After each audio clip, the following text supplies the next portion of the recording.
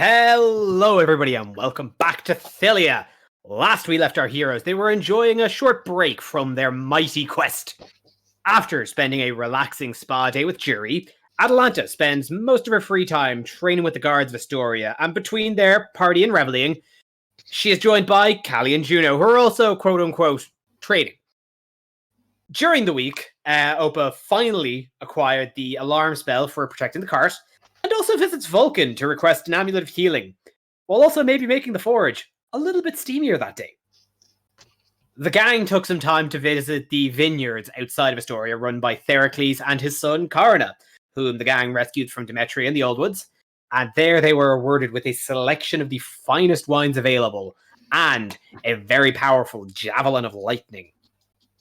All the while, Persephone and Jury concocted a harebrained scheme to acquire oxen from an incredibly gross nobleman named Sisyphus in the Astorian livestock market.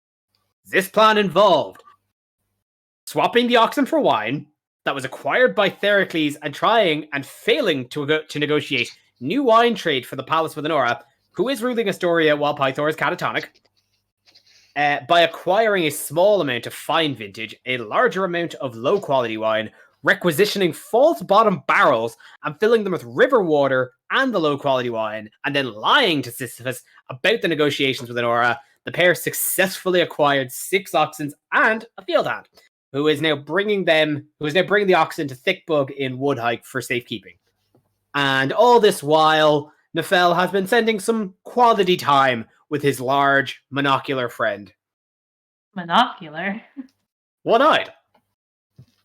Weird.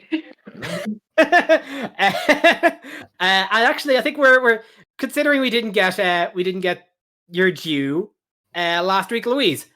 Run us through a typical day in the life of Nefel and Thickbug during this week.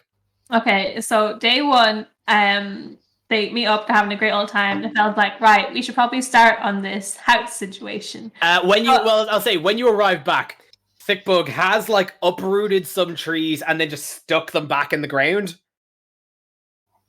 Okay. Right, I'll be trying to balance another tree on top to make a roof. They keep falling over. Yeah, I think maybe because this is the basic idea, and I feel like we're onto something here. I think maybe what we need is professional help. Because actually, I was kind of thinking, if we maybe had this as a all-terrain house, so it could go where we go in the house future. with legs. Well, that could work. I was thinking more like a wheel into boat scenario. Oh. But if we can get legs on it, that would work too. Maybe we could do maybe we could put holes in the bottom of it and we could pick it up and walk with the house around us. I could carry a house. You definitely could, as a thing. I think I could carry a house. I think you could too, but I'm a little bit afraid if people are in it, it might be too much. Because I have a lot of friends. I think I'm gonna. Nefel takes out a piece of parchment and scribbles a very artistic but not very architectural drawing of how he imagines this all-terrain house would look. It's I think we bring this to the mayor or somebody and ask them if they know what we could do to make this tree scenario into a boat house on wheels. How do you feel about that? He just smiles at you. That's great, fantastic. Come on, friend. And I'm gonna go bring this drawing to the mayor of the little town we're in. Yeah, so Thickbug kind of lumbers in and lumbers kind of after you, and you walk in and Woodhike is still kind of pretty bustling, and you walk in they kind of come to to hear out for their like they've gotten used to Thickbug living kind of on the perimeter, so they get used to kind of hearing the like him kind of stomping towards them, and like a couple of like they're guards, but they're more kind of like kind of rogue sentries. Kind of come out like, hey, okay, hey, big guy, hey, Nefel, how's it going? You, yeah, you wanna bring the big guy in? Yeah, I would like to bring the big guy in, or maybe you can bring the small guy out. You want to see the man? Yeah, we'll get the man for you. So one of them, they kind of leaps, kind of run like scrambles up a tree and just kind of zips off then into the tree line. And then a couple of minutes later, Phobos, the mayor of Woodhike, was like, "Well, hi. What's the hibbity haps?" Well, what's typically happening is this, and Nefel slides his beautiful, very ambitious stride at the mayor and looks at him expectantly. So is this like a greeting card? Like you did this thing? I see you. I see him. I see on a boat, and you two seem very happy. Okay. So it's maybe it's a little bit hard to interpret. So yeah, that's me. That's Tickbug, and we're in this. It's not just a boat. This is a blueprint for a all-terrain house. You see here, these are the wheels, and it will be. I think the wheels should be like retractable, so when we're on land, we can like, and we want to stay still, you can like pull them up, or maybe like go sideways because wheels don't turn when they're sideways. Are you following what I'm saying? And you know the way Tickbug's been like making really good progress on the house? Yeah, he's been. Yeah, the big guy's been doing. Big guy's been doing just great. Yeah, I feel like maybe it's maybe what we have in mind will take. We need like maybe a proper plan for maybe I don't know where to. But we have trees, which is like great. That's a great start. But like I don't know where to get like a wheel. Okay. I think I know where. I think I know where what you're looking for. I'll you wait here. I'm gonna go get a friend of mine. I think she's the person you want to talk to about this. I'm very excited to meet this lass. So Phobos runs back into town, and a couple minutes later, he comes back joined by another gnome, but this one now, she is. This one now, she's wearing like big, like Coke bottle spectacles. Like that's big, a good sign. Thick spectacles and apron. And then like kind of a welding torch on top.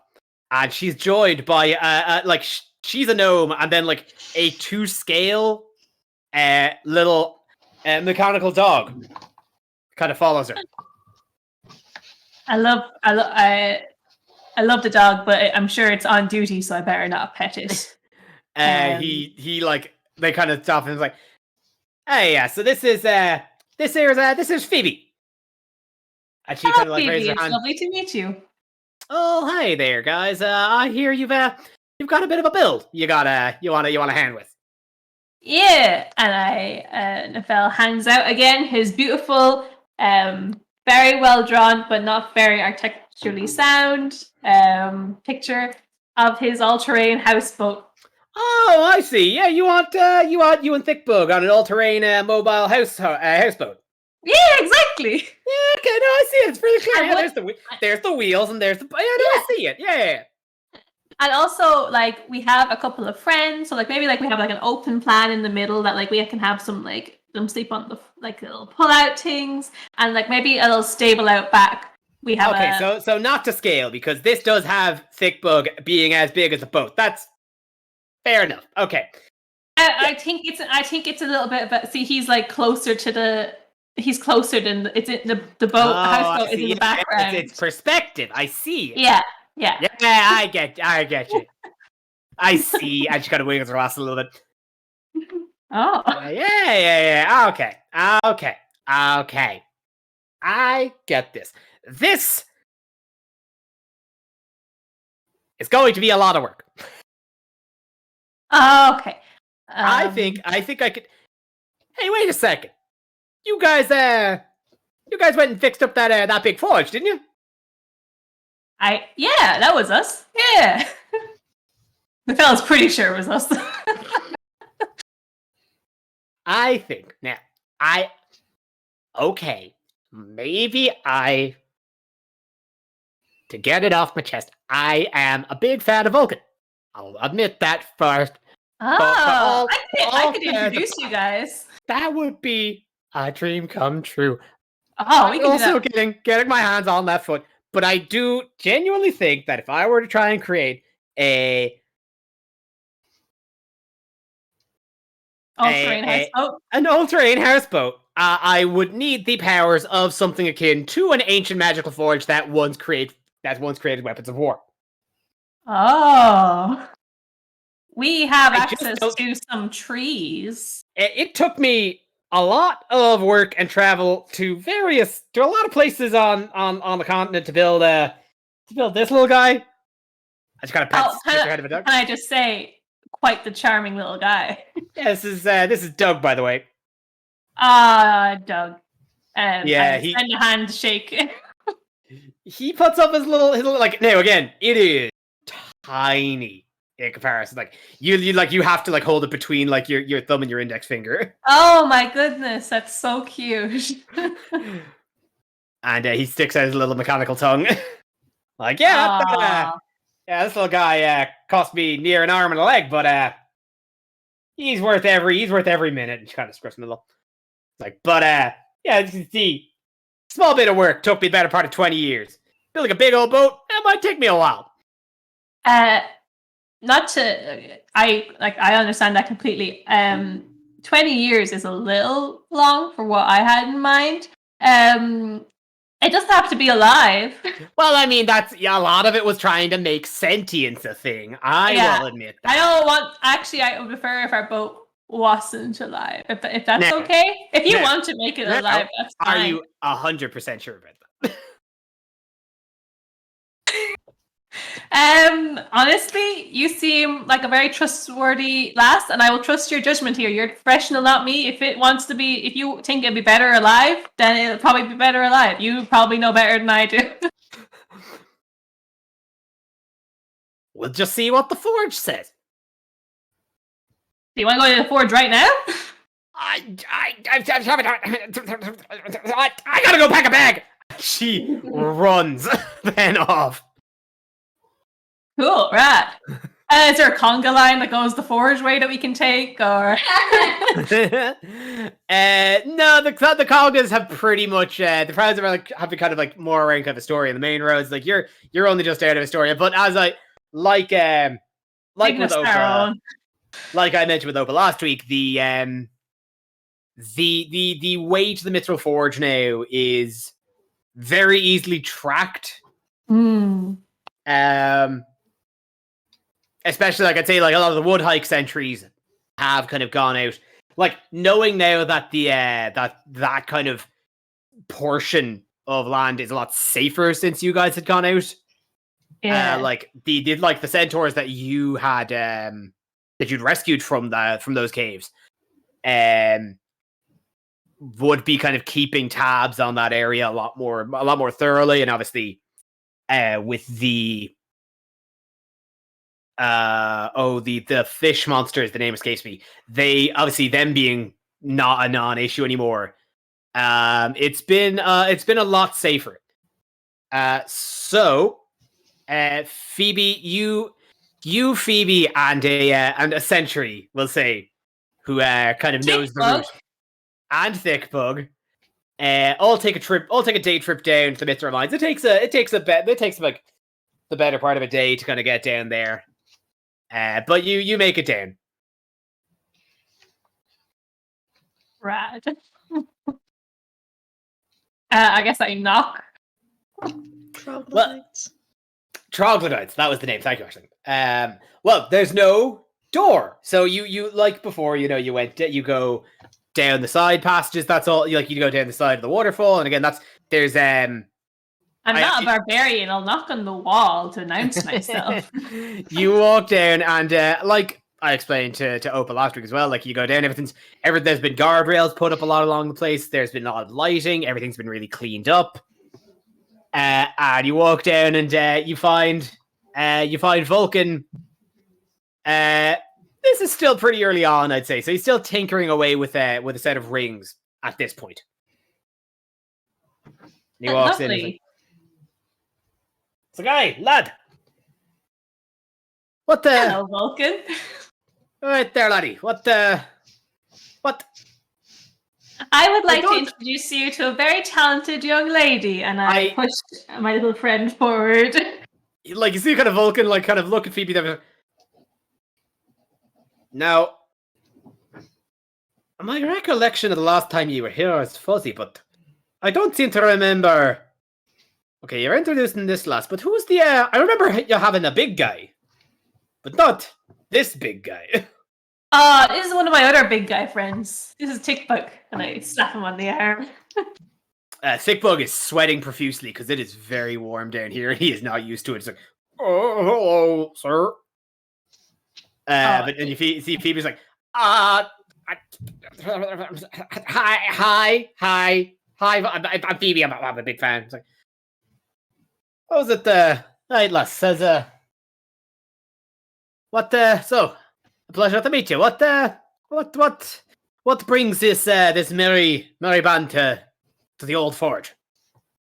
And the fellow goes, well, and he wiggles his eyebrows in anticipation, and he hands forth his, again, very beautiful, very, very accurate blueprint of what he desires. You see Phoebe kind of look at, like, you and Thickbug, like, it might be a little bit, it might be, it might seem a little bit abstract, but if you kind of see here, and she kind of like starts kind of running through a lot of kind of the details you've told her, and you see Vulcan kind of like nod and just kind of like, Again, there doesn't need to be any magic there. I feel like maybe there's some kind of miscommunication. I just want it to be very simple. A house that can have wheels come out of it so it can move on land, but I also want to be able to not have wheels so it can be still. I also want it to be able to go on the water. I don't want to be able to fly yet. Don't need that yet. That hasn't come up yet. But land and water, those are the terrains I'm going for currently for this house. I would like it to house me, Tickbug, and my friends. You've met my friends. And maybe like some room, so like if you want to come over and hang out, you can come hang out.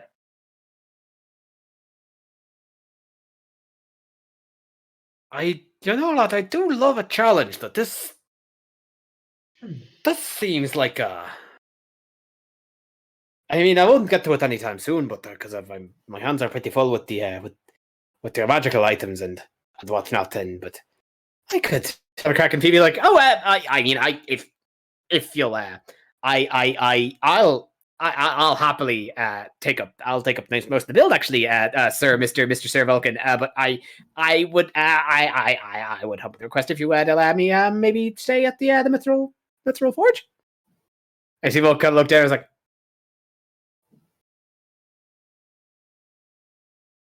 and Nefel wants to give like a big thumbs up, like, yeah, it's a great idea. Yeah, come on, Vulcan. You want to stay in the forge and build the ship for the young laddie here? I think it would. I'd be an honor. She has not made eye contact with him the entire time. I hired this very professional, very impressive. Look what she made, and I gestured to the dog creature. And like Vulcan's a dwarf, so he's short enough, but he kind of squats down and he's like. The dog is small, as well, even to kind of him. Oh, this is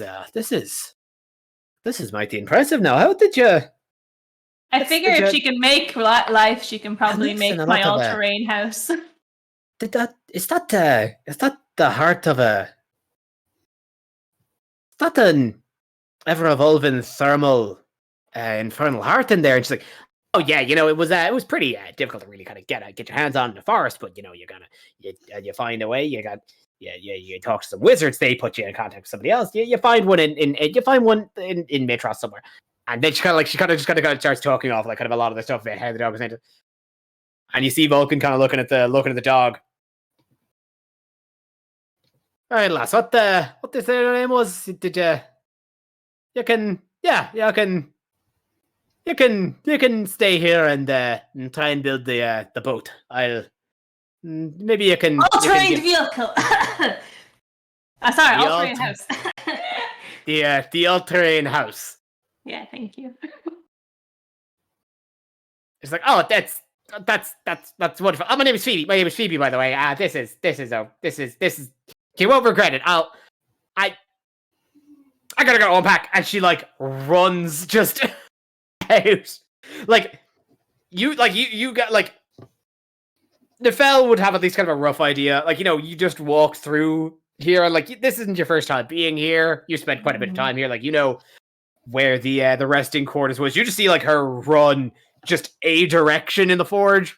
Nefel's gonna go up and like take Vulcan's hand and shake and say, "Thanks, this means a lot." Tickbug was kind of starting on it with some tree logs. Should he like stop for now, or wait until it gets further direction, or? No, lad. If the big fella here wouldn't mind transporting us some raw materials to and fro. How's your legs, lad? Are you a good hiker? And Thickbug is like, I can walk. He's like, now hold on just a second. I want to make sure my friend would be properly compensated for any work he was to do here. Well, what do you say, lad? What would you want to return for all your walking?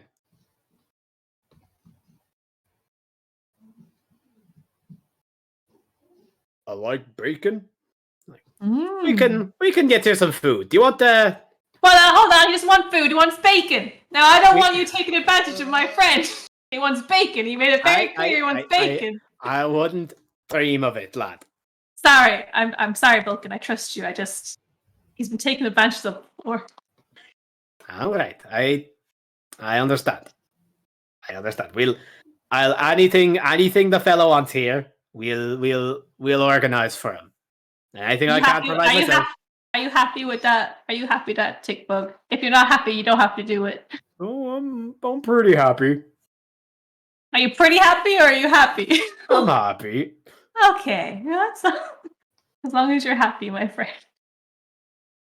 And of course, you can stop anytime you want it. They're not forcing you into anything. Okay. Yeah, and you can always write to me, and I'll come get you. I'll come pick you up if there's any trouble. You can't pick me up. You're small. I bet I could pick you up. I'm gonna try and pick up. Roll me a strength check. Yeah, no problem. That one. You pull a muscle in your leg and it starts cramping. I'm pretty strong. I can't believe that. Like, you don't take any damage, but you just like your leg just starts cramping up. Okay. It's all the working I've been doing. I'll get you next time. Oh no, it's okay. I got you, and he just sweeps you up in his 6 arms. Oh, well, that's nice. I was like, well, unless there's anything else, I've got to get back to work. And then suddenly you just hear like it just deep in the bowels of the forge, just like a very high pitched scream from Phoebe. And you hear sounds like, "Oh, hey, we got visitors!" Classic. And from there, I think we're going to cut that off there. That's fair. That's all I wanted to do. We are now going to cut to the end of the week. You've all had your R&R, your downtime. Some of you have made some net gains. But the time has come. Vulcan has sent a bird to the palace to let you know that the weapons that you brought from the necropolis are ready, and that he would like you all to come to the forge together as a group, so that he may show them off and then hand them over to you. But obviously, before you go, there is one last pressing matter that just at least needs to be addressed, if not actioned. And that is that the Horn of Balmitria, was stolen from the Dragon Shrine in Astoria. Oh. We have the horn. Yes? Yes. We Before you leave, what are the gang going to do with the horn? Now, when we think back to the conversation we had with Nefel, of course, what did he say he wanted to do with it? We all remember, but because it definitely happened. But, Yeah, what on the did drive back, when Nefel we had say, this conversation- Kev? What did Nefel say? I'm asking he you, wanted to do? Louise. Yeah, no problem. Hey, you know what? What does Nefel feel? It's been a week. What does Nefel feel now? Okay, so it's been a week for Nefel. No, Okay, you so didn't say, but I'm trying to make it. Okay, so Nefel drank from the horn and had the vision. That's what we were meant to do with the horn, right? Yeah. Yeah, that You was could all. potentially get prophetic dreams from it. Yeah, you the attempt- horn. Oh. That's it. The horn has inherent magical properties Oh. that you can use. It's that you can, if you are attuned to it, you can put yourself into a state of trance and prophecy. I think it's once per long rest, roughly. Or it can also be used as an overflowing cornucopia to create food. Oh. I mean, I think what's happened here is Nefel has put it in his backpack and has forgotten it's there. And if someone doesn't bring it up, it's not getting put back. Unless someone else wants to put it back, it's not getting put back. I think it could be useful, but I think it makes sense that he has completely slipped his mind that this is even something in his possession. I try to write that down in his inventory. Now, the likelihood it'll get lost before the end of this all, pretty high. But hey, listen.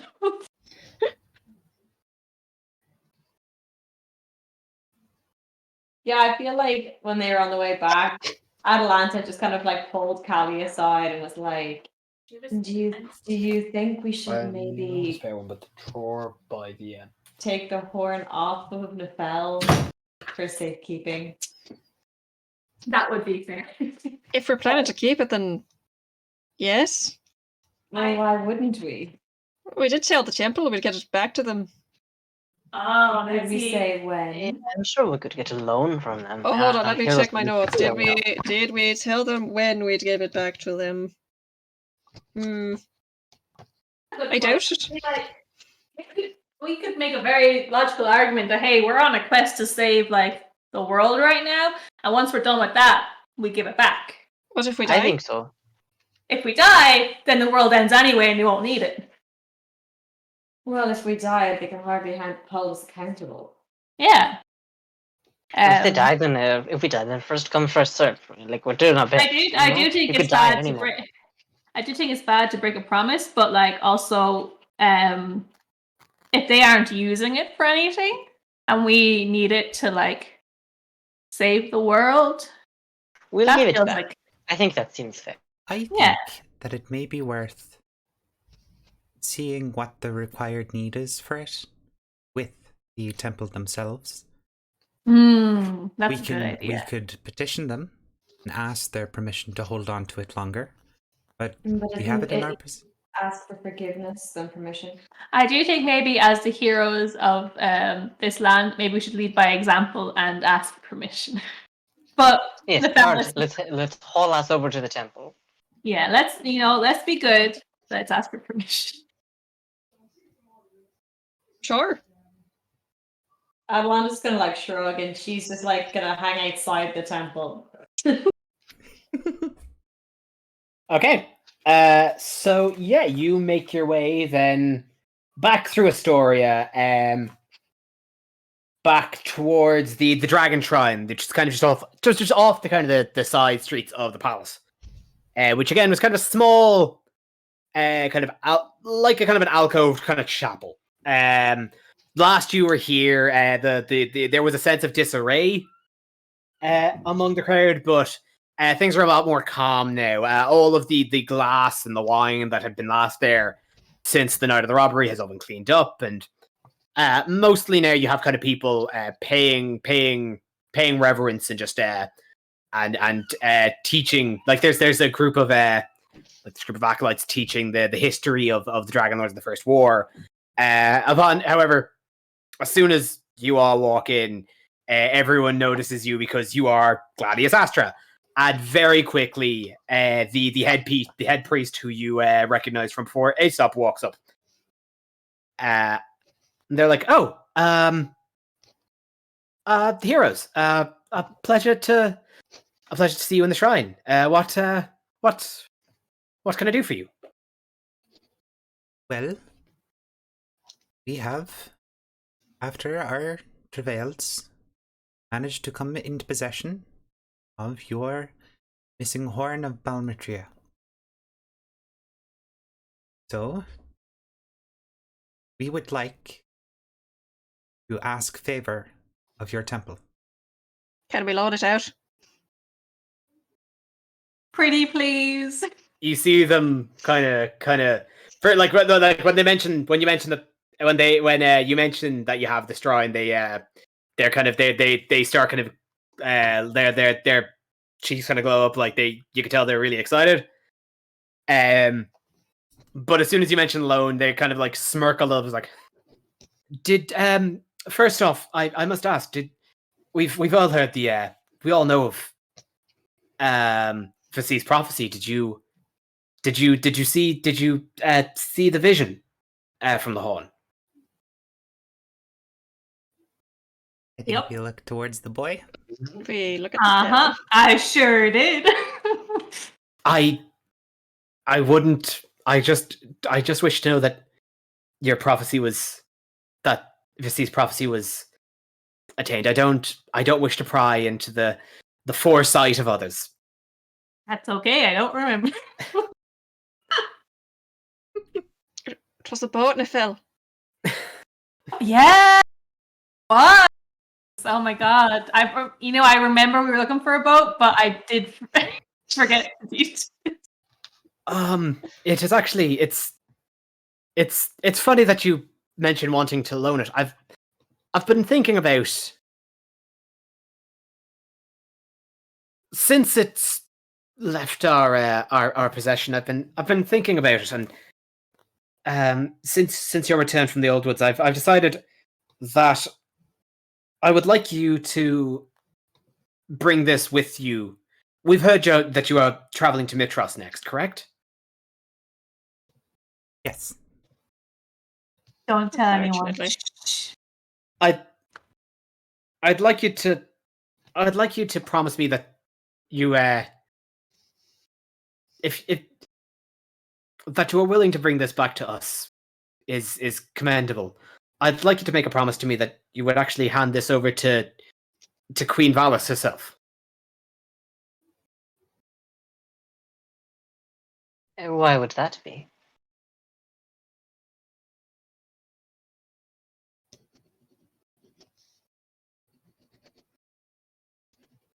These are strained and tumultuous times. That it was always an honor to have a part of the great dragon Valmitria in our possession. But as was obviously seen, we are hardly capable of protecting it ourselves.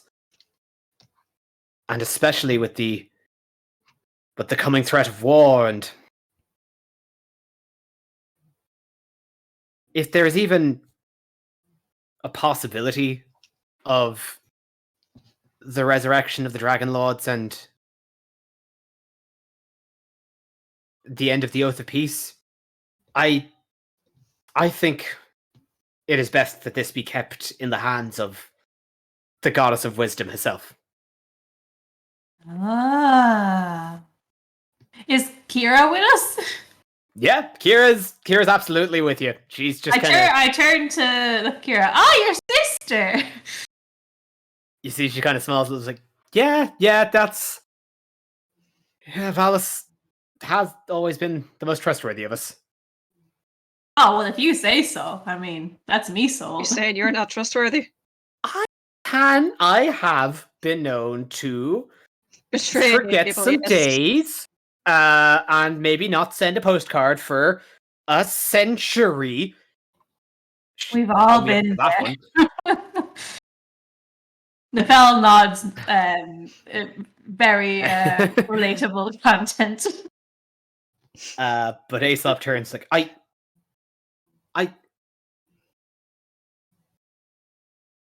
don't know how to put this. I'd ask if you come, and you kind of, they try to usher you kind of over to a less kind of populated area of it. This may sound antithetical to some of the beliefs we've been holding dear here.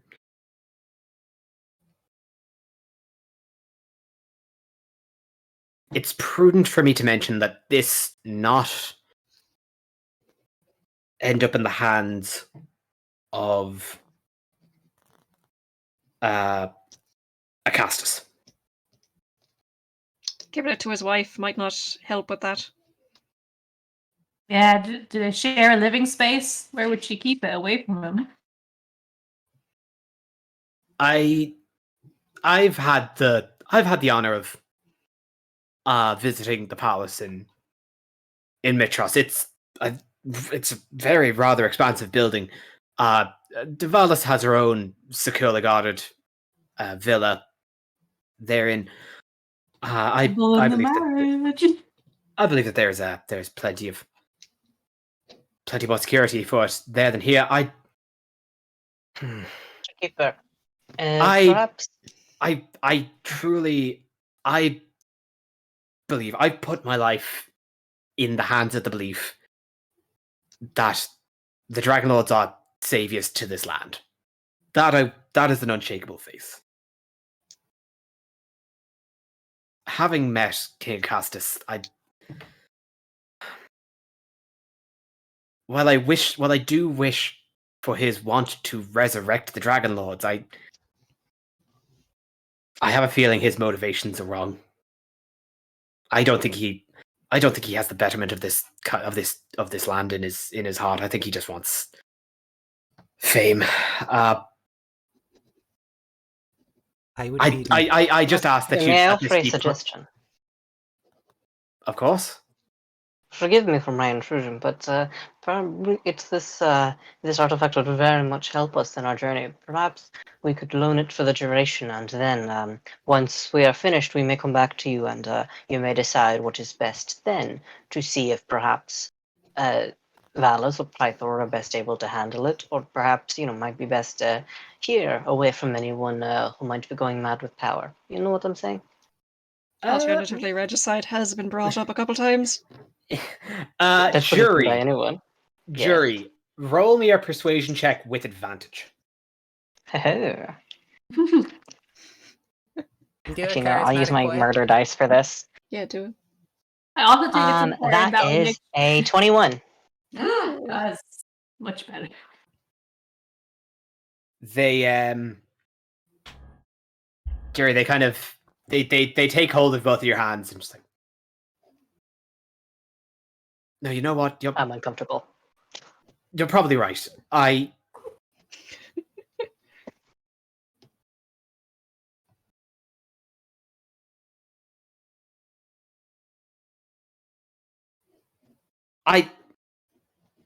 For whatever it's worth, you've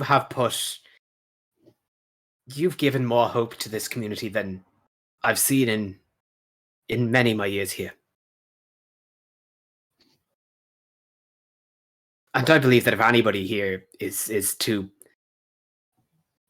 as I've said, my faith in Acastus is shaken by his personality. I believe if anybody was to bring back the glory of the Dragon Lords, I believe it would be all of you. None of us are going to be riding any dragons. Unless. Yeah. Oh, if it's a cute dragon. It is a very high compliment and much appreciated, especially by someone of your station. And considering that, may I be so bold as to request if a transfer might be available should things go a bit south in the big city? I have stellar references. What do you mean by a transfer? I'm from the temple in the city. For the record, this is not a Temple of the Five. This is a shrine. I know. But there's acolytes here too. They would be of Multi-class. certainly of a different kind of definitely a different like sect. You kind of see. Yeah, you said they read books and shit, but I got People flat, can be so I'm trying reborn my luck. into religions. Okay, no, I get you. They look kind of at you. It's like I appreciate the gesture, but I'm quite happy here. No. I mean for me. It would be an honor to have someone of your high standing here, Master Jerry. My what? Oh, fuck you. I'm so sorry. Thank you very much for your consideration. I appreciate this the appropriate amount.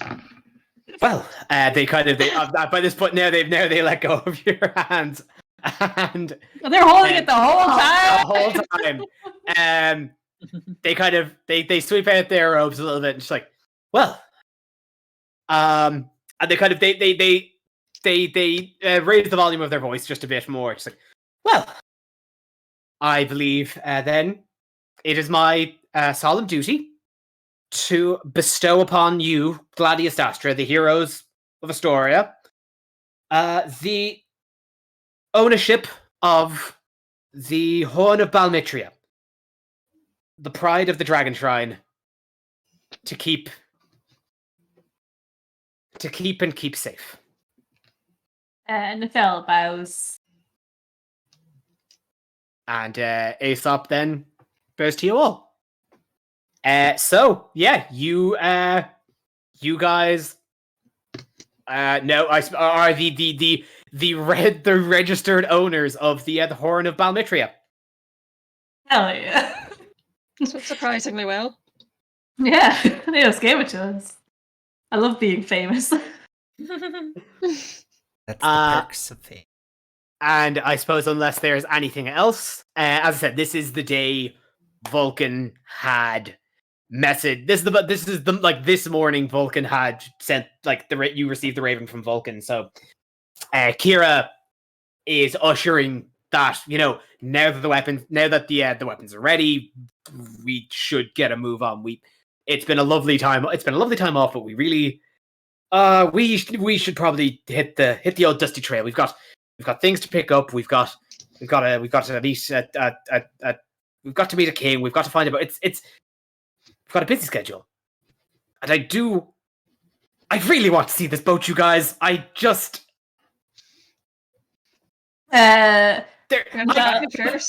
I? Is anybody else just very excited about?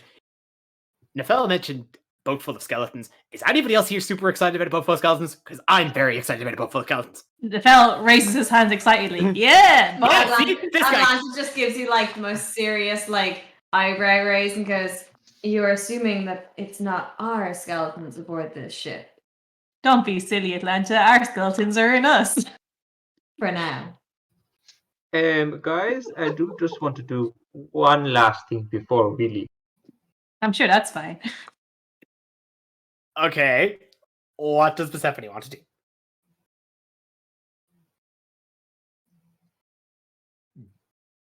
Can you hear me? Yeah. You've muted Now we yourself. can't. My mic is being weird. Just give me 1 second. Okay. Anticipation. We sit in anticipation. I'm sure this is going to be really good. In Phil, maybe we get you a backpack for that horn just to be sure we do not lose it, no? Maybe we shouldn't leave it with Nifil. I do have a backpack, and he shakes it around. what if things, what a if couple we things tie fall it out around when like he a shakes party it. hat? Hello. Yeah. Hello. Sorry about that. Sorry, Persephone just wants to speak to Pythor one last time. About the whole reason he came. Opera, yes. Yes.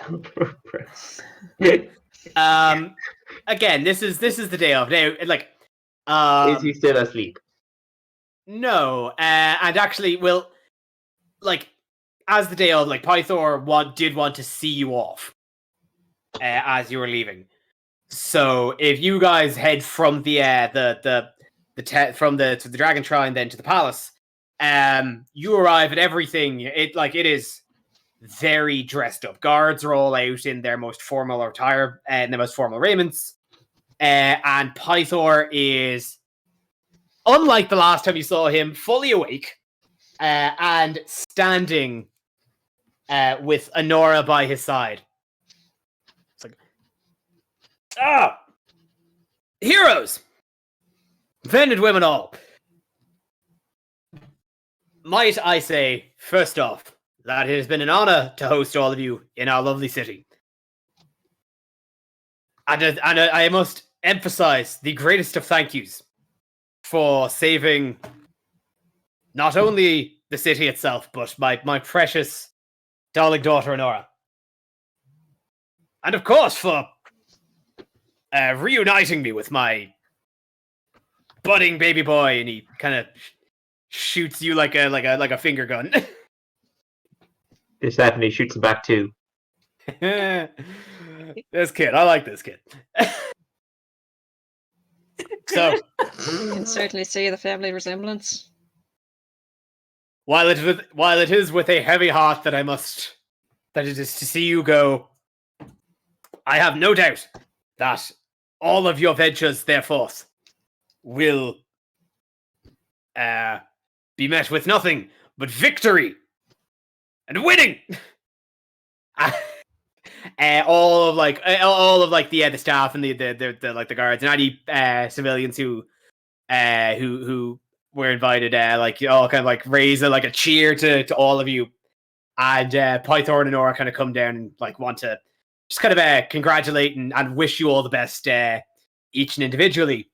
And Persephone, when Pythor gives you kind of the big big dad hug and kind of gives you a big dad spiel, and Honora's been pleasantly kind of thanking and wishing you all the best. And Honora, when Honora gets to Persephone, well, I can't say I started this week thinking that I'd have a brother, but let alone one that saved me. Thank you, Persephone. I wish you all the best. And she kind of she goes in where she's been kind of shaking all of the rest of your hands very respectfully. She goes in for a hug with you. Persephone gives her a big hug, big embrace. While she's in the hug, then she kind of leans up to your ears and by the way, could you not have thought of a better code name than Eventuallys? Probably, but at the time I had not given it consideration, and well, sometimes you just got to go. By the way, she kind of while the rest of you then kind of everybody after Pythor had finished the rest of you various officials from the palace and civilians kind of started kind of moving in and just kind of giving you all your best. She just kind of while the party started kind of mingling a bit there, she's like, by the way, that guy was a real scumbag. He was a big slave trader in Mitros. We arrested him on sight, by the way. Oh, fantastic! That's a perfect outcome. That's all. His wine, crap. He didn't even he wasn't even trying to hide who he was. He didn't even give us a code name or anything. He fully said his name was Sisyphus, and I mean, whatever Mitros sort of rules they're bending here, that's absolutely illegal out these parts. So yeah, he's in the dungeon now. Be careful who you talk to, I suppose. I think all worked out perfectly. Yeah, I do need to speak to father, though. of course, he's just over there. You see Pythor like with who looks, but you see Pythor next to like a pretty kind of a stern looking general, and you see him kind of like punching his arms like and he sees like you kind of moving forward, and he's like, Persephone, come here. What's on your mind? Well, father, do you remember what I asked you about when we first arrived here? Of course. Yes, of course. I still, I mean, nothing you've shown me since coming here. Since coming here, I've you've shown me nothing but you've given me nothing but confidence for the fact that you can that you would be able to save your mother. I have nothing but faith in you. Well, in return for this faith, can you please just give me a clue as to where she may be? Or who may have taken her? Dragons do not come from any.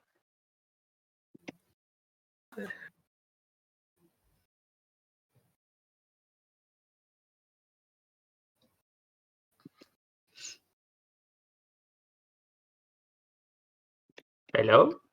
Sorry, I am double checking something. Sure, taken by a dragon, right? Yes. Oh, I thought your mom was a His dragon. ex-wife. No, his No. mom was taken by Pythor's ex-wife, who is a dragon, Hexia. No, Yeah. sorry. That was it. Yeah, someone's that's wife was a dragon. Yeah.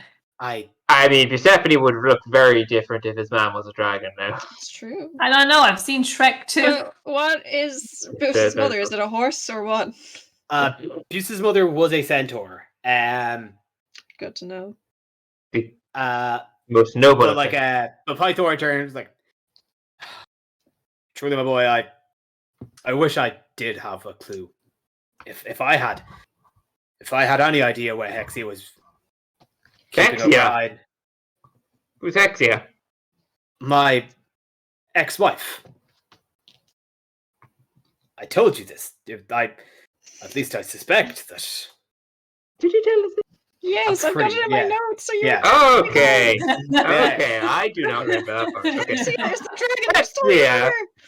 What is These are it? the files forgetting everything over here. It has been a very long adventure, okay? Persephone, if I had any idea where Hexia was keeping her bride, I'd have ran straight there myself, but I don't, and unfortunately, running a kingdom, I don't have time to investigate these sort of things.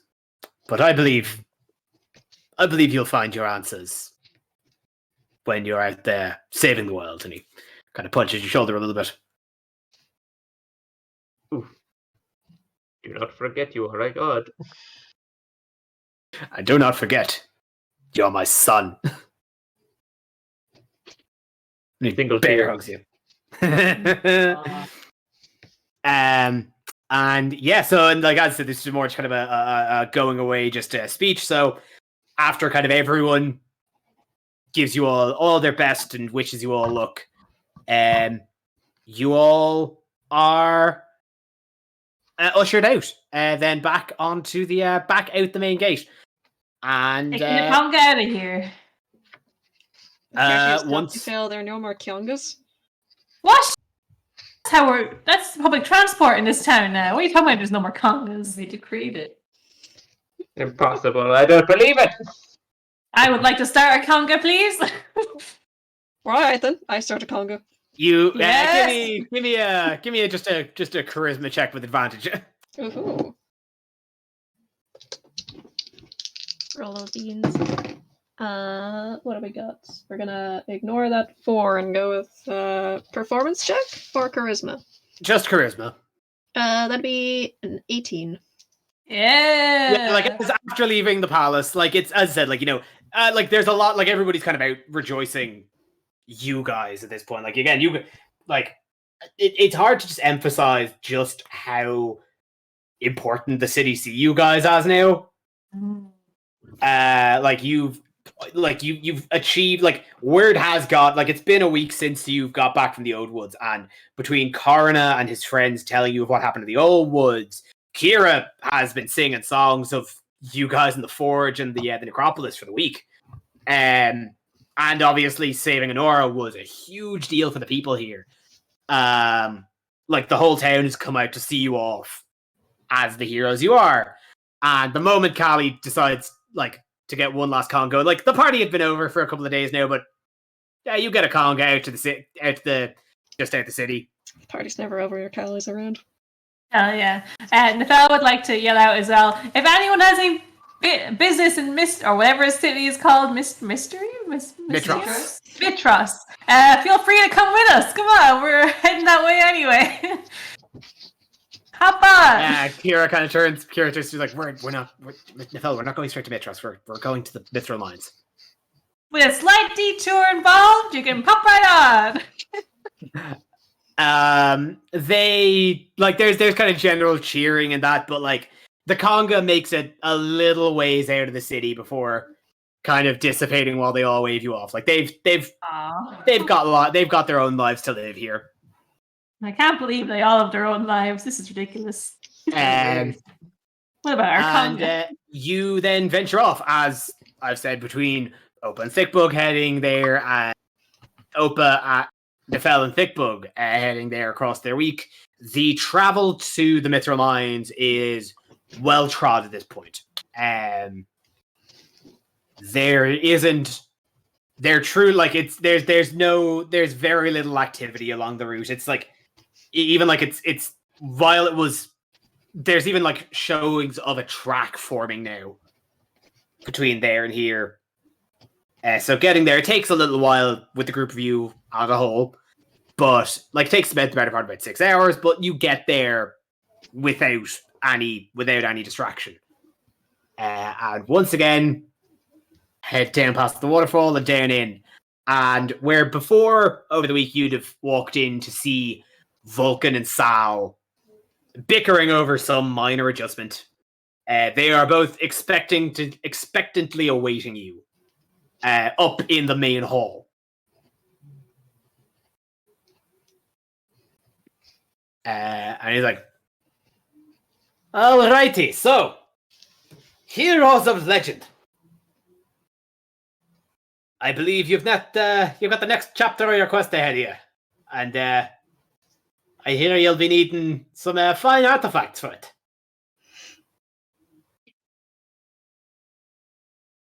Yes. We certainly appreciate it. You know it. Alright, well, let's get this show on the road. And you see, like, kind of like Sal is glowing. Like, actually, like, glowing. It's like, oh man, let me tell you, I'm really, this guys, you're gonna love this. These are some of the raddest fucking shit I have seen in years. And so you head then down to the main forge area. Again, since the last time a lot of you have been here, it's been really cleaned up. It's really been cleaned up a bit. Like all the workstations are now a lot tidier, and there's a lot more of them out. It's like the artifice lamps are the place where before was lit solely by the pool of magma itself. It is brightly lit, and you're already seeing some basic weaponry, very shining bronze weaponry, casting the hanging along the walls. He's been decorating mostly in weapons recently. You can see, but Vulcan's like, all right, gather around. I'll get your trinkets now in just a second. So, and he walks over to kind of one corner where you can see the roof hangs a little bit low, and you see him pick up a stick, stick with a hook at the end of it, grab a ring that's hanging just out of the roof, pull it down, and out comes a retractable Staighre staircase. Ooh. This is the raddest. Wow, he's got a Staighre.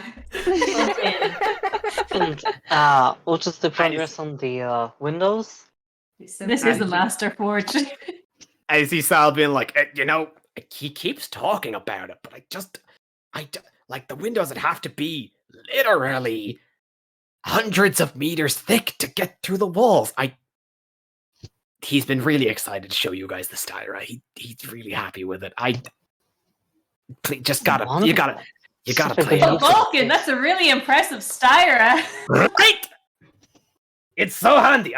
I've made myself a little nook here. I've been keeping a lot of my special tools in here. I think this is neat. I Anyway. think anyone who can make a Staighre can definitely make a all-terrain house. That's really impressive stuff. Huh? Never mind. Fucking Okay. what? Huh? That sentence, that does not make sense, what you just said.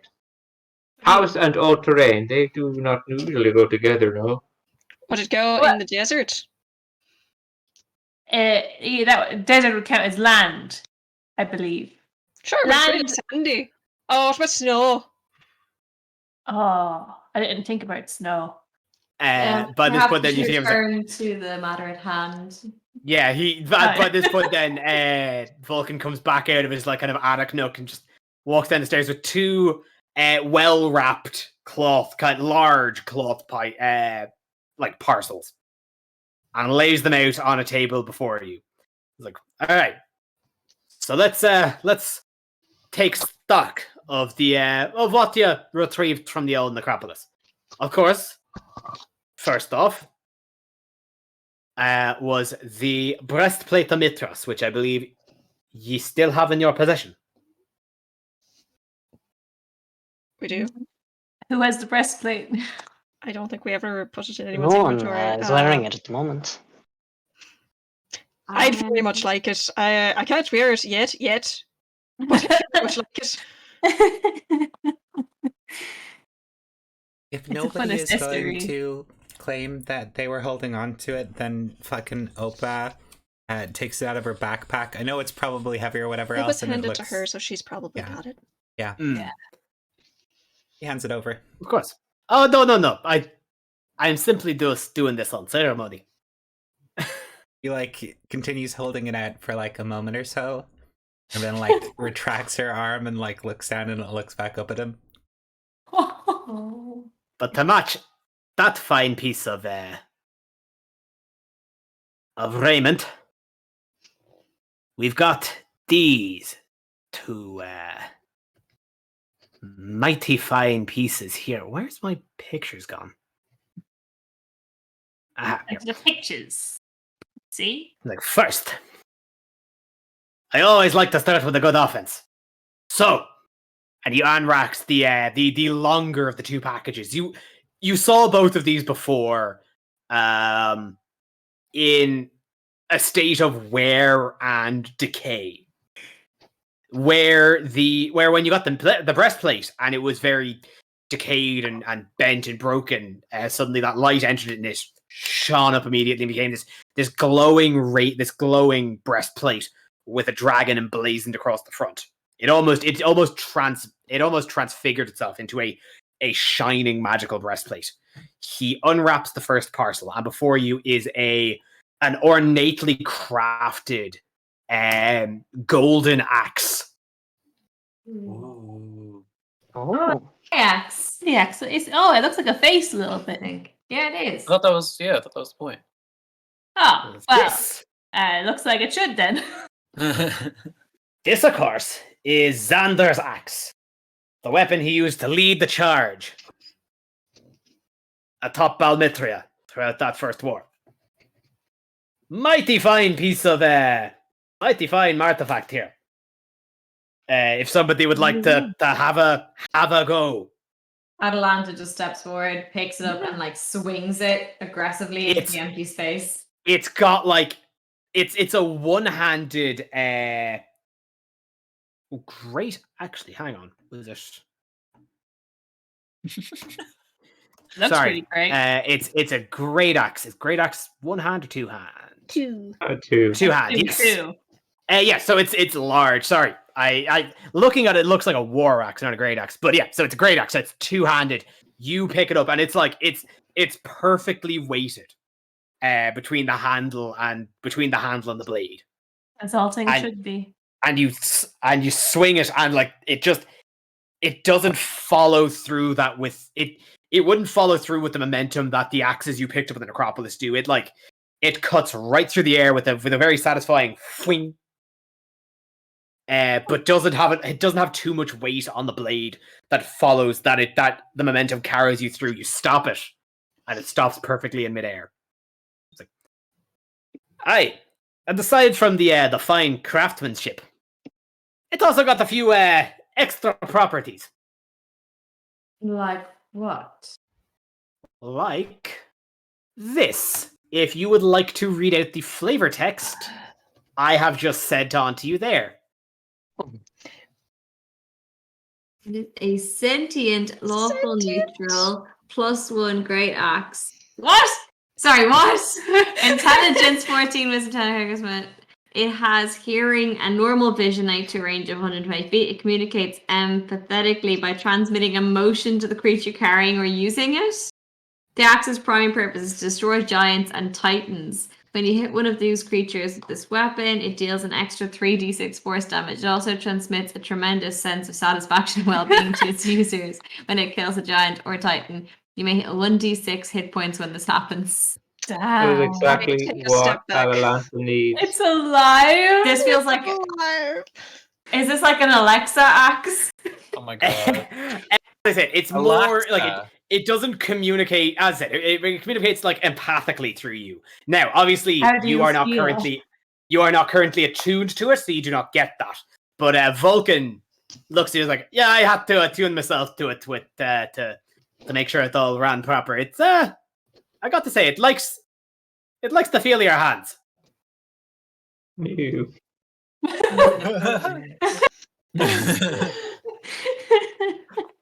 It lets the feel of your hands. Oh my god. So Nasty motherfucker. that's Act 1. For Act 2, for every good offense, you need a strong defense.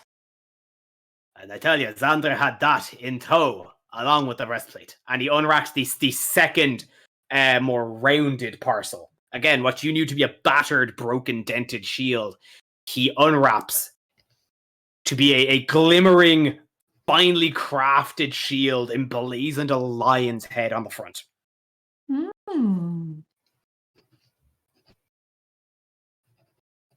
I'll take that shield. Craftsmanship is beautiful. Does this one speak? Or Is think? this one also alive? You see Vulcan just kind of like just gestures his head down to it. He's like, why don't you tell me? You know who has proficiency in shield? Everyone. I Is it read Uh, your did- great many of us. Did Opa said she wants to pick it up? She's gonna pick it up. She is not proficient with shields. She's not gonna use it, but she wants to look over it. Opa, you pick it up, and like it's heavy. You can tell that it's heavy and thick. Like this thing could withstand a lot of damage, but like it's not overbearing. While you wouldn't be well practiced in like a lot of melee combat, you can even still feel that this shield, that you feel like you can carry this shield without wear. And if you would like to read off the details of that I I've would sent love on, to. What? The Golden Shield of Vulcan. This golden shield has a lion engraved on its front, and 3 times per day the user can use a bonus action to cast a spell, Thunder Wave. The spell will be accompanied by the mighty roar of a lion, and the lion carving will animate.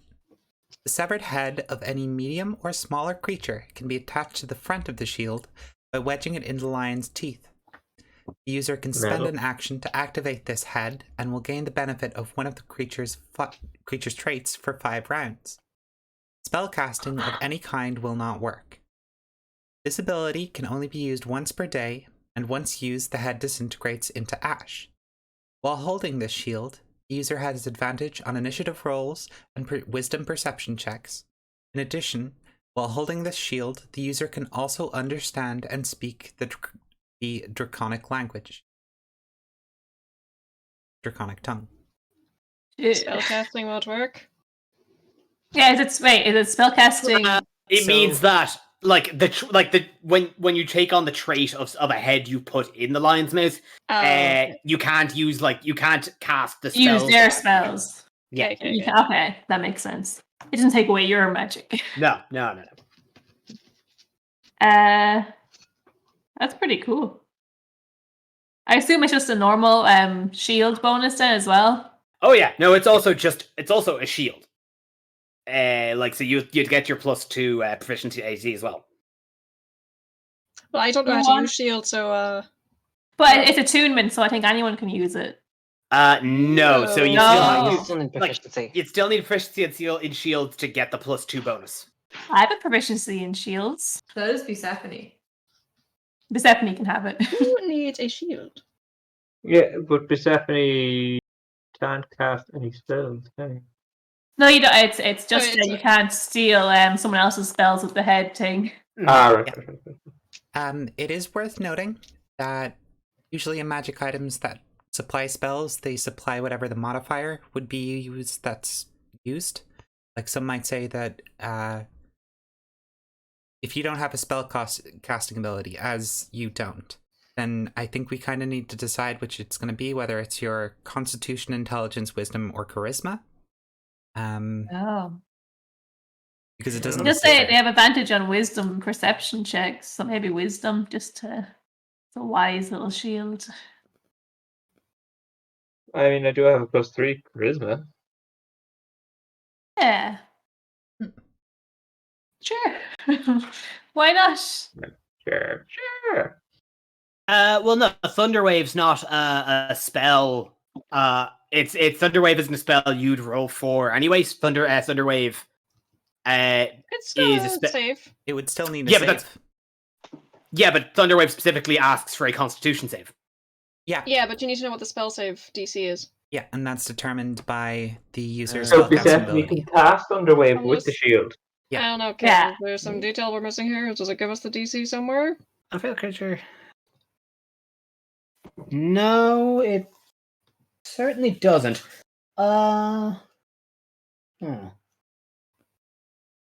It.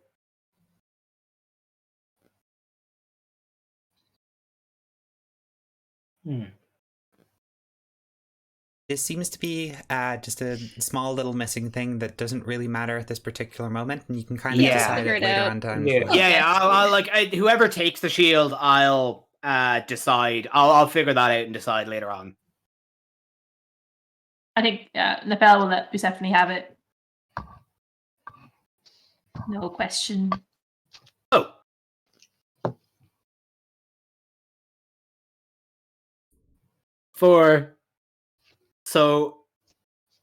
If we're happy enough, Master Persephone takes the shield.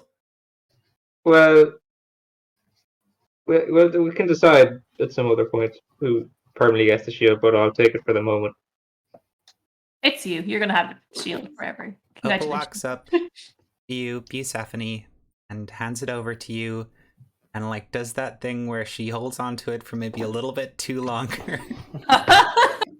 Like, you Yes. take care of this. Yeah. Earn it. Persephone, don't you use a two-handed weapon? No, Like a bow? Like a bow. I do sometimes, yes. You can swap between Just- them. Just note, if you use your bow, you won't get your shield bonus. Keep that in mind. Wait, but he'll be using the bow from a distance. See? Yeah, shield Yeah. for close.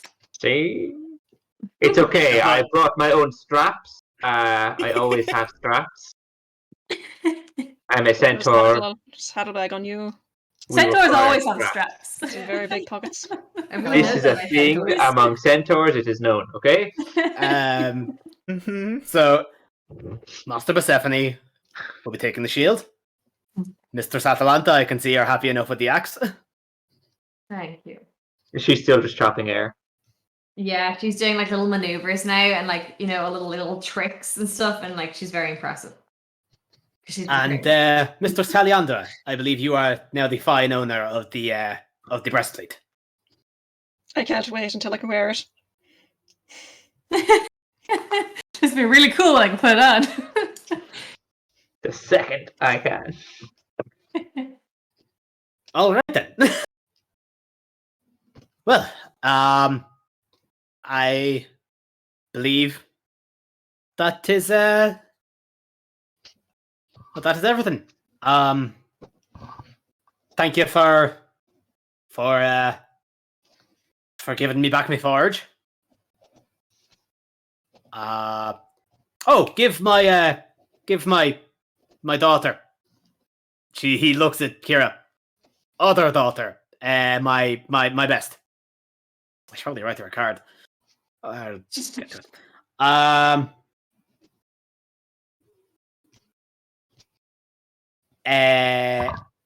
No, Opa, the amulet is not actually ready yet. Oh, okay. I wasn't gonna. No. Still take her with that, but I said that'll be sent to you directly anyway, so you won't have to come back here. Cool. It's quite the service. Like, and you see, like, kind of like he's not used to like hosting, so he's like, so, well, we should, you know. Atlanta has just literally just turned around and starts walking out like she's not even trying. It's been a pleasure. If you need any more bits, send the bird. Of course. Do you have my my order ready? Perhaps if I could get that from you. Yuri? Yes. I had been here during the week, and Vulcan had quite kindly given me the rings to give to you. They're in my bag right now. I had forgotten about it. Sorry, I'm so sorry. There was a lot going on when I got back. I mostly just needed to sleep. My apologies, but I have them here. It's no big deal. I just need to make sure I have them. Thank you so much. And I'll put them in my pocket. Right. Happy trails. I've got to. I should get back to work. Yeah, you're very busy. And tell Phoebe I said hello. And also goodbye. Who's Phoebe? Oh, she's a little smart little person who's making me a all-terrain house. What? We can talk about this on the drive. I believe we are going to. And with that, I believe we are actually going to take our break. Fantastic.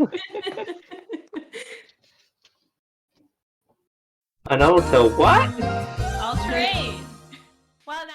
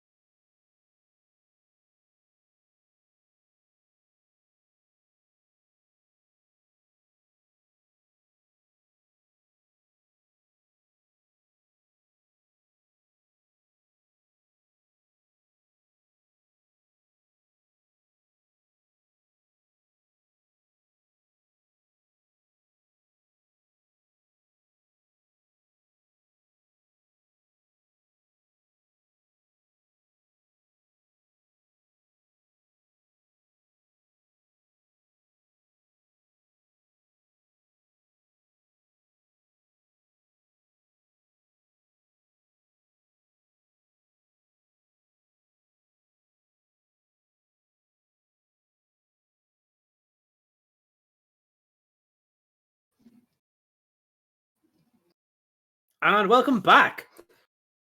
So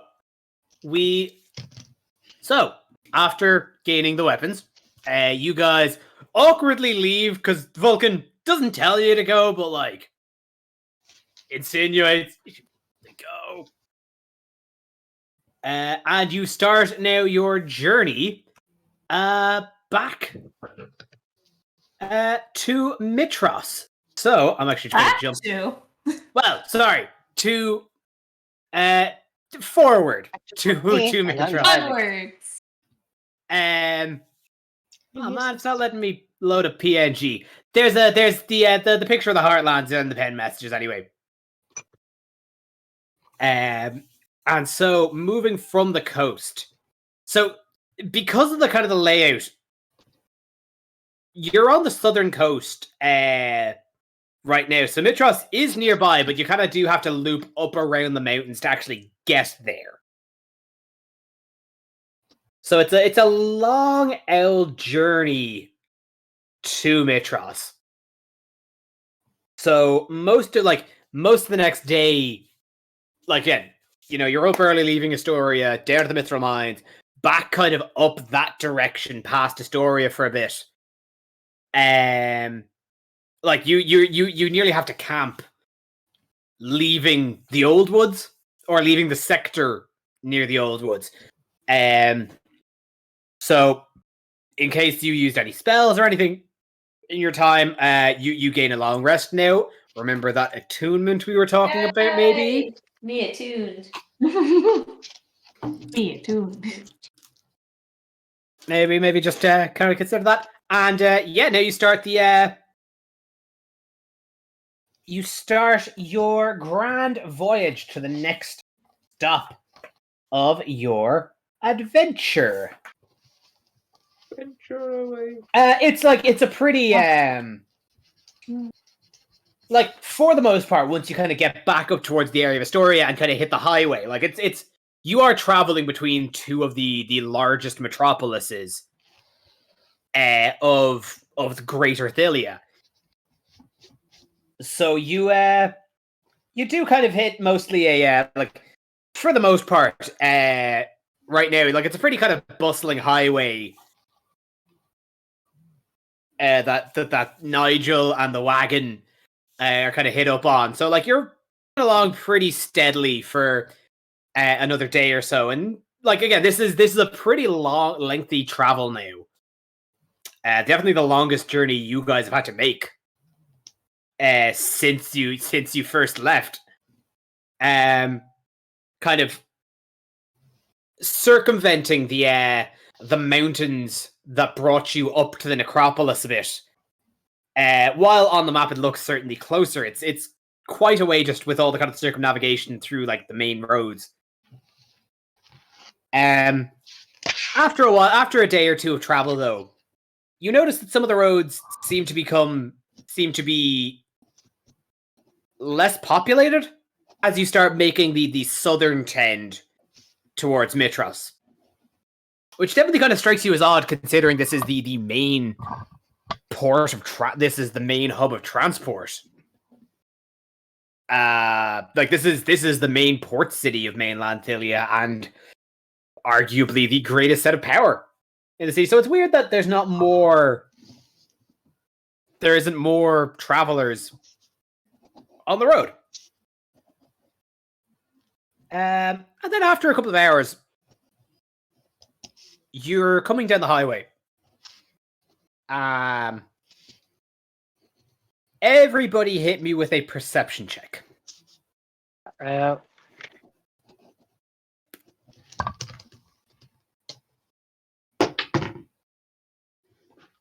Perception.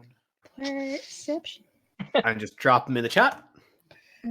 That's a 5 for me. That's not good because I am driving, but well. I spy with my blinkered eye. Jack of all trades, we wrote. So it's still +1. That's fine. 19. Whatever it's new. That is a 5 for Jury, a 5 for Opa, a 17 for Atalanta, a 26 for Nafal, a 19 for Juno, a 10 for Caliandra, and a 16 for Persephone. Wow, for the two people who are like driving, you guys are not looking at the road. Yeah, Oppa, you think maybe after the party is sort of finished, maybe the traffic will get better? I think we're just making small talk about the traffic. And us in the back are like, hey, I look! looked a few weeks ago. Oh, a mess. Persephone and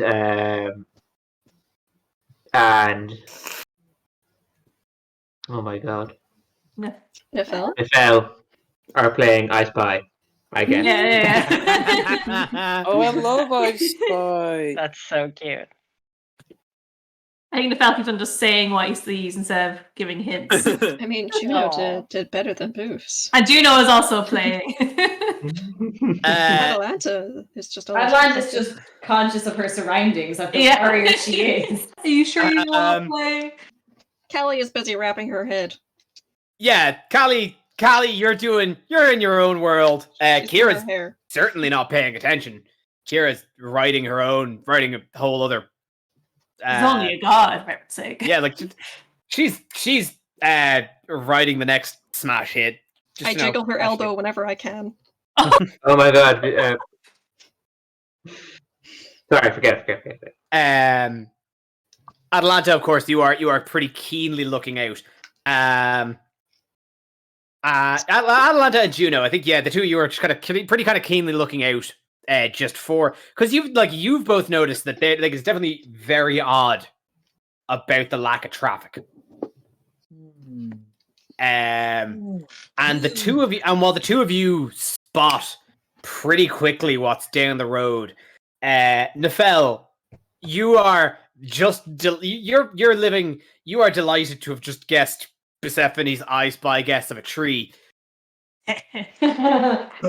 And so you kind of look down the road. There's so many trees around, it was bound to be one of them. And you look down the road, and as you're saying it, you're saying the start is like, I spy with my little eye something beginning with Zombies. G. And you, Persephone, Atalanta, and Juno all spot in the middle of the road two griffins, blood-soaked fur and feathers, devouring a freshly killed horse. Oh. The remains of the mutilated rider, a heavily armed and armored man, having been scattered nearby. Intent upon enjoying its feast, the griffin does not appear to notice you immediately. Immediately, push forward and draw Jury and Opa's attention to the griffins and get them to stop the cart. I stop. And the fella looks at Persephone expectingly for his reply to his question. Griffin? You're so good at this. Do you think these are likely to attack us? They already have a taste for horse, so I am not taking chances. No. But maybe they're kind of Persephone is sneaking off into whatever cover he can find. Atlantis turns to Juno and is like, well, I guess it's not all bad then. There's you're still up. You're certainly still a fair ways back. Persephone, there's plenty of rocks and trees and bushes just kind of scattering the length of the road. Griffins are kind of bird-like. Maybe we could shoot them away. Have you noticed the strewn body parts? I think that unlikely. That's fair.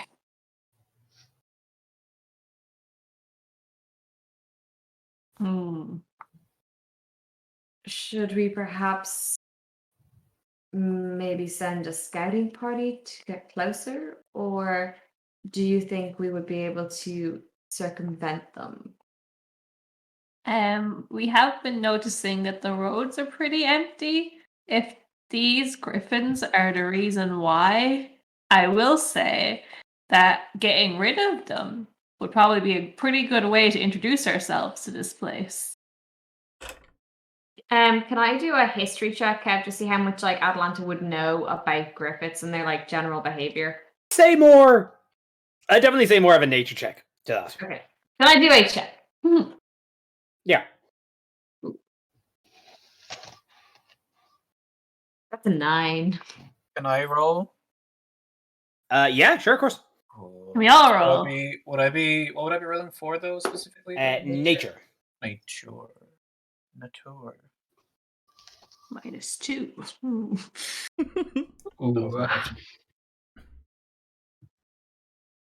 That's a 13. Just in case. You know, they are like you both kind of have the same amount of kind of knowledge where they're both certainly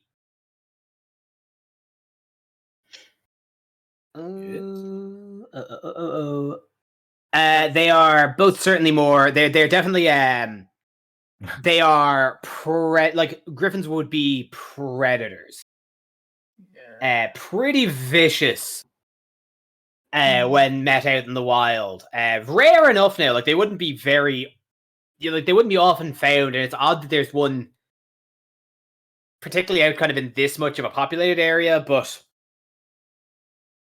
I mean, the way things are in the world now, it's not completely outside of the realm's possibility. Like, there's a chance this could be some sort of messenger sent by Sidon. This could also just be terrible luck. 1 or 2? 2. 2. Yeah. Not 1. 2. Do you think there are more of them? Oh, good question. And we know if they travel in packs or.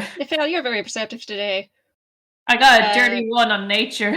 I'm going to give you an inspiration and grant you epic foresight. While you guys are all discussing,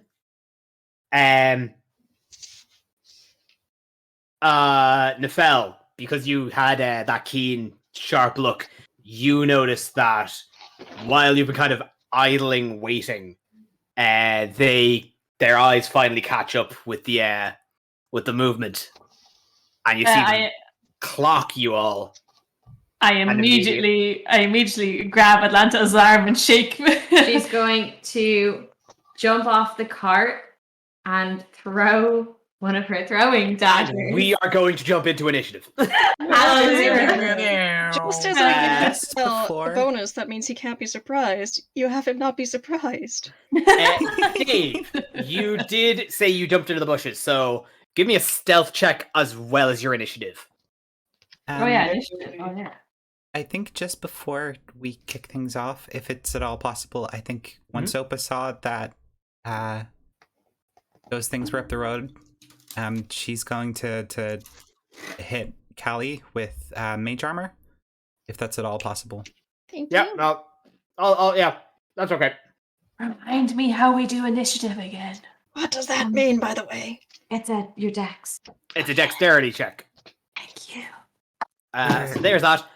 Okay, so yeah, your initiative rolls, and then because I don't think I actually updated any of you guys' hit points on improved initiative since you leveled up, can I get a listing for your HPs as well? Of course. And just for the record, Aisling, Calliandra's AC is now 15 because mage armor is 13 plus your dexterity. Oh god, I'm a weak sponge. 2. Wait for initiative. 31 HP. Oh my god. I'm a sponge. Oh, thank god, I'm at the audio. I'm at the lowest. Oh, Callie's always the lowest. Oh, wait, we add our dex, don't we? Squish squad. Yes, for initiative, yeah, add your dex. Shite. Join the squish squad, they said. It'd be fun, they said. Yeah, but Buse has that sick new shield. Great for cuddles. Not so great with the whole fighting thing. Got a nat 20, bitches. On the initiative. Yeah. Yeah. Fuck yeah, Finn. I got a plus 0 for my dex. No, that's okay, so you got plus 0 dex, so it's a 20 initiative. You are going to get a surprise attack then. Oh yeah. As in, I do a surprise attack, or I get a You surprise basically attack on you'll me? get to make a turn before anyone else. Oh my Question, Kev. Since her like throwing a dagger started off this whole thing, do you need me to roll? We'll wrap that into your initiative. That's not fair. I guess it did see us before she threw. I just want to throw my daggers. We're almost So there. badly. We're so close. So Do close. you have the stats for your daggers? Yep. Oh, Yep. that's great. Oh yeah, my Don't give a stats. shit, Dave. They're gonna look cool. Okay. I forgot. She's all about the optics. Yeah, of course. It is. She convinced everyone that she's Mid-maxing. the beast of this Thank you, group. Co. Just about to offer Stella. Of course. Oh, Bubba was okay. on her shoulder, just so y'all know. Yeah, well, I know Bubbo acts on your turn. I know that anyway. Yeah. So, great. Okay. So I've sent on the link at the top there. Okay. I will fill in your. So I'm just going to tag like your extra HPs on top of. Oh, actually, hold on. Oh, the phone? 18. Ah, I think I seem to have updated some of your hit points and not others. Interesting. Quite fascinating. Okay. In any case, I'll start kind of just going through and updating your HPs. As standard.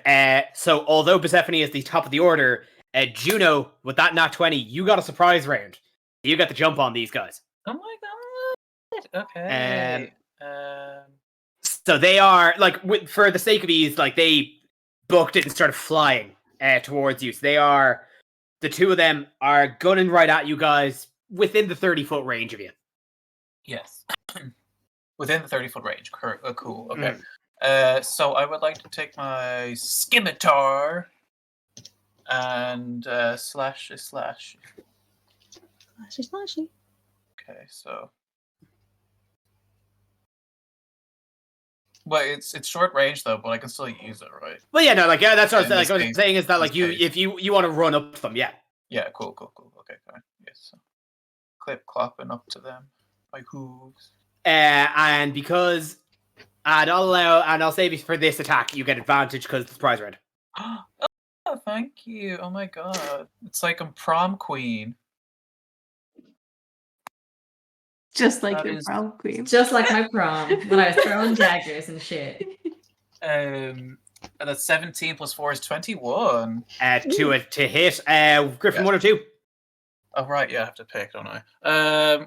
Well, is there one nearest? No, they're both like, they're both pretty much like the exact, like they both kind of hit about the same kind of parallel. So Okay, one, I guess then. Sure. cool. So yeah, no, with 21, yeah, you absolutely hit. Roll your damage. Yeah. Damage. That is a 4 plus. Oh no, sorry, that's just it. So just 4 then, I guess. Sorry, plus 1. Plus 1 is yeah. It's plus 1, so it's 5 then. 5. Apologies. 5 damage. You immediately just getting like stock of the situation. You hop, you lunge right out of the wagon. Just start booking it straight for these things, like playing a game of chicken. And just at the last second before they like you hit right in their beak, you just duck low and slash right under the belly of one, hitting it for 5 damage. Chicken breast night. Now, I believe that paladins have extra attack. We do Correct. indeed, baby. Yeah. Finn, would you like to take another attack? I would love to. Thank you. Hold on. We're gonna scimitar again. And again, same action. You still get advantage. That is that's an 18 plus 4, so that's 22. Absolutely. You get it. You hit it again. Roll damage. Roll damage. Oh, that's a 2. 2 plus 1 is 3. 3. It's still something. You got low and you just kind of crisscrossed it across like underneath the bottom of the belly. Yes. Persephone. You had that stealth check there. Did you put in the link for the initiative? Improved initiative? I did. It's back just above like all the roll numbers. On my link, it still looks like Nefel has 22 HP. He has 27. I'm getting to that.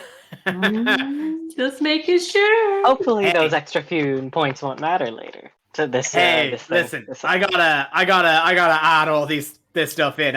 I'm running a scenario here. Oh, good, oh, good, oh, good. Give me one quick moment.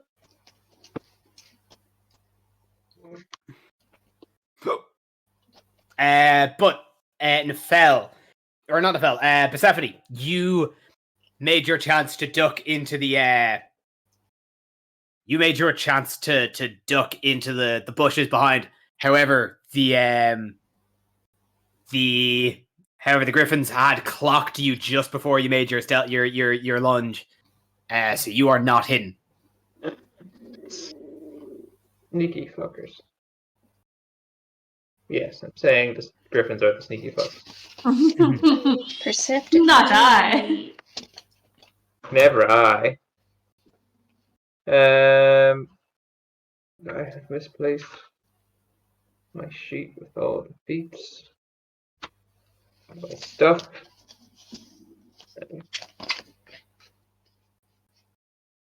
Get off, but no. No, it's definitely not the right thing.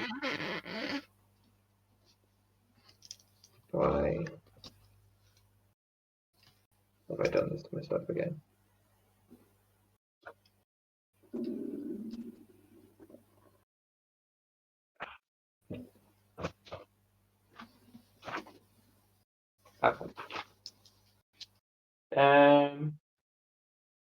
Okay, Persephone is so he's not hidden. No. But,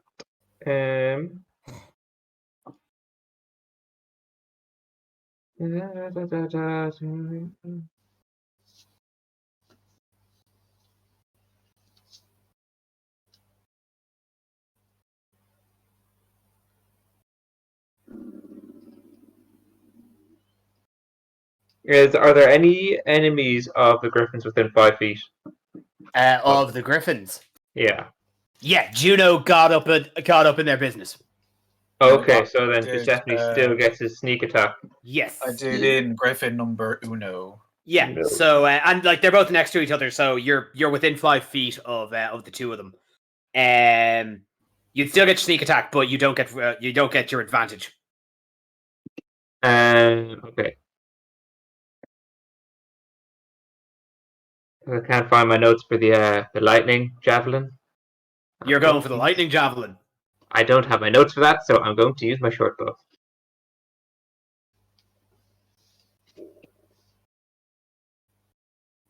Because planning is not my forte. Unless it's Alrighty. a deal. So, what's Persephone now? He's level 4? Level 5. 5? Dave? Level 5. Okay, so you can deal an extra 1d6 damage to your enemy with attack. You got an extra d6 on your sneak attack? Yeah. Well, roll to hit first. Dun, dun, dun.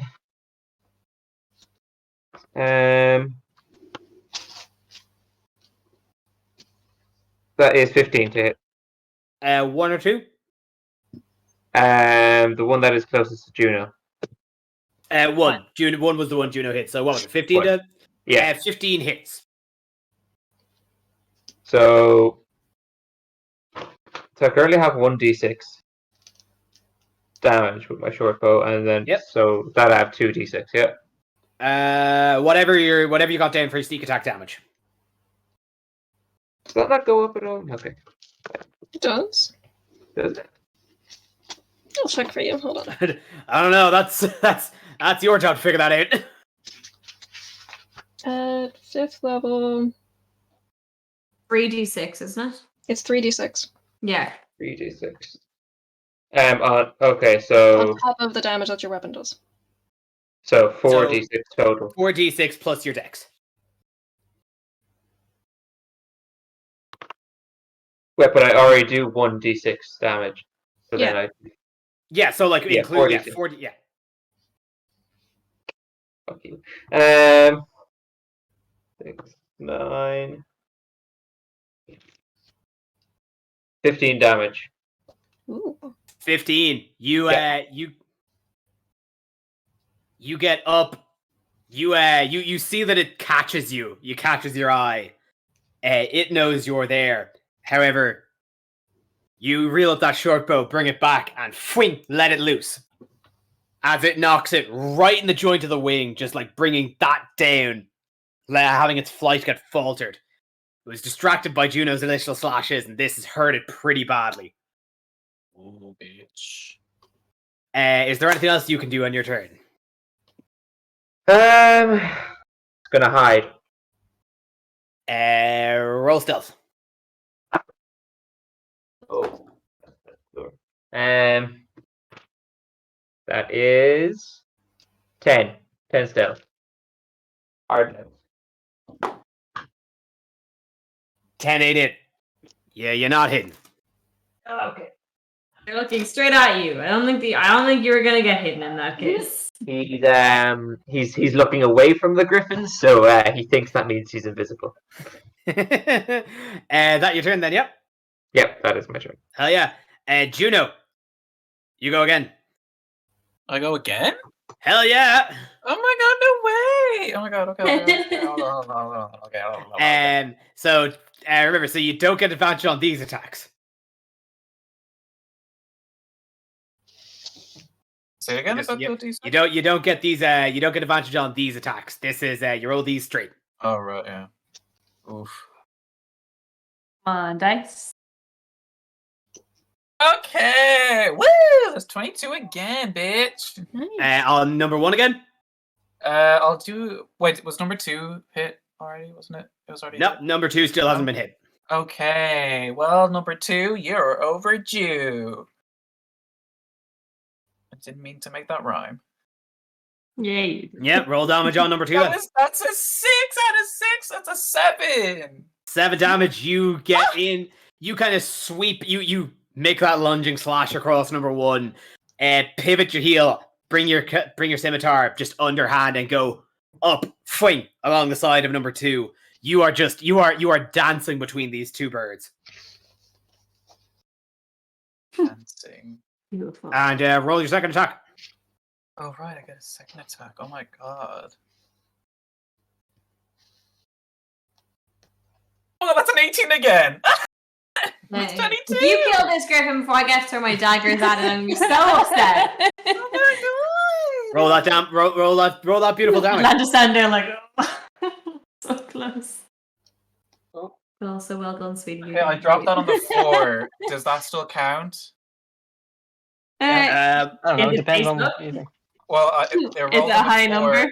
No, it's not a high number. It's absolutely not a high number.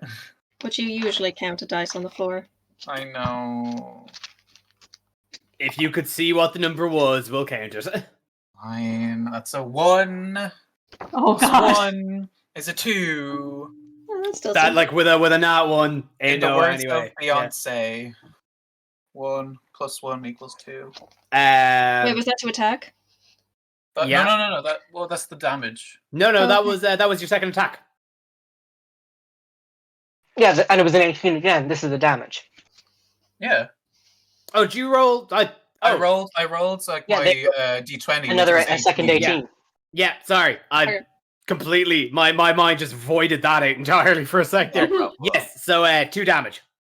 Yes, 2 damage altogether. You just trim the feathers on that one a bit, but like you've made 4 just like scarring attacks on these things within a matter of seconds. Right before any of your party could move. However, those seconds have passed, and one of the griffins Oops. really didn't like that. So Griffin 1 is going to. Better stay the fuck away from me. It's not going to try. It's going to try to do something else other than that. Oh fuck. Oh no. What are you gonna do? So it kind of pivots from its course towards the wagon and lunges its beak and its talons at you. The talons, you manage to duck nimbly out of the way, but its beak nips you in the chest. Nips me at the chest? Nips you at the chest, dealing you 11 damage. What? Excuse me? Oh my god, I'm going to die. That's. Oh, by the way. 7, 4. Oh, no, wait, no, that's fine. Oh,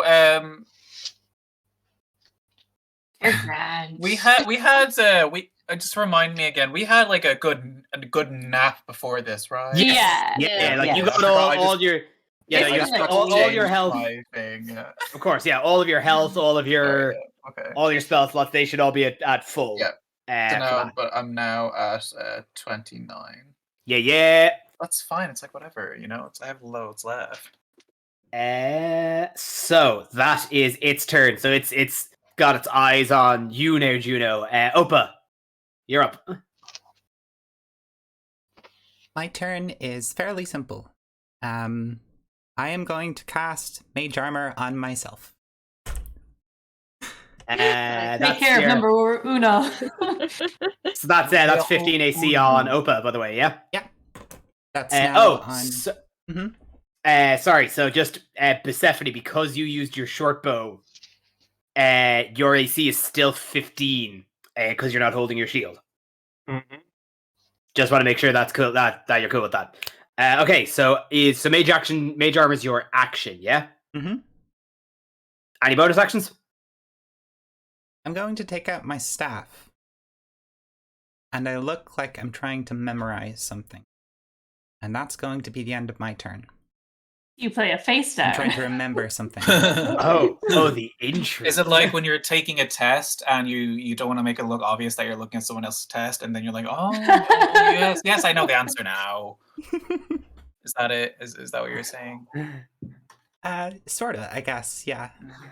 Nefel, you see Opa looking either like she's thinking about something, or maybe that she wants to poop. But either way, it is your turn. Can you attack Nefel with his inspiration? Yes, I have inspiration. Yes. Which is a D8 now, by the way. Ooh.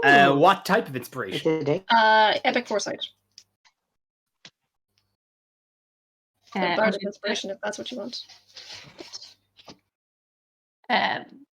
Excellent. Okay, so I'm going to cast Spirit Guardians on myself, because that's all I can do with it. So around the fell in a 15-foot radius, like a couple of spirits come out. They kind of look like old sailors. And they are kind of flitting around at a distance of 15 feet in a circle around the fell. Anyone else who is within a 15-foot radius of the fell. And then, so basically, if one of those griffins, when they enter the area, or if they start a turn in that area, then they will take some damage, and their speed will be halved. And then I will bonus action give help to Atlanta. Aw, thanks, sweetie. Aw, that's so sweet. Surrounding the fell, you hear an aura. There's suddenly just a smell of like salt in the air. You hear it. You hear an aura of a rabbling crew, a raucous noise. Occasionally, like shouts to man the rigging, to fetch the oars. The occasional swear, and just it often seems the distance of the wind. You see, just a light accordion. Angelic accordion. And Atalanta, it is your turn. Okay, so I'm going to. So she has taken. She's taken her 2 daggers, and she's going to throw them at Griffin. Which one is attacking Juno? Griffin 1. Yeah. Okay, she's going to throw both of them in quick succession at Griffin 1. That's your. Well, You help as well. That's because are you doing that then as you're attacking your extra attack? That counts as one attack. 2 daggers? Yeah, with the throwing daggers. If you throw more than one, you can't use your Dex modifier. But you can throw 3 up to 3 as an attack. Oh. Well, alrighty Nice. Yeah. Thank God I have. Go off, sis. Yeah. So that's a 6. Try the other one. then. You do have health. Yeah, that was with health. Woof. I got too excited. It's your first time, Sean. It's my first time drawing. But I'm also going to cry my battle cry. Oh. Yeah. And yeah, so basically I have half resist, half damage to bludgeoning, piercing, and slashing. Yep. And then Bobo is going to fly over to Griffin. Who's the one who can't fly? Well, not that it can't fly, but Who's at the Persephone, bottom Nick, wing? Juno, Persephone, Nick, Griffin, 1 in the wing. Yeah, so Bobo is going to go to Griffin 1 and attack its eyes. Ooh, it's eyes. If I think I've said it before, like if you're looking out to actively blind it, No, as it's opposed going to to just attack damage. it. Okay, then just roll. Just some flavor. Okay. That 'Cause is... I do have a mechanic. If you want to, like, if you want to kind of actively blind it as well as damage it, I have a mechanic where you can roll with disadvantage. No, I'm good. Okay. So that is... That's like an 8 to attack. It just doesn't. This griffin is now kind of lashing out, just madly trying to get Juno.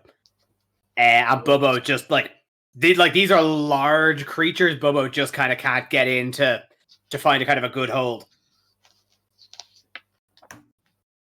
Pretty much all I can do. Stella, what is the weasel doing? Oh, we have missed the weasel.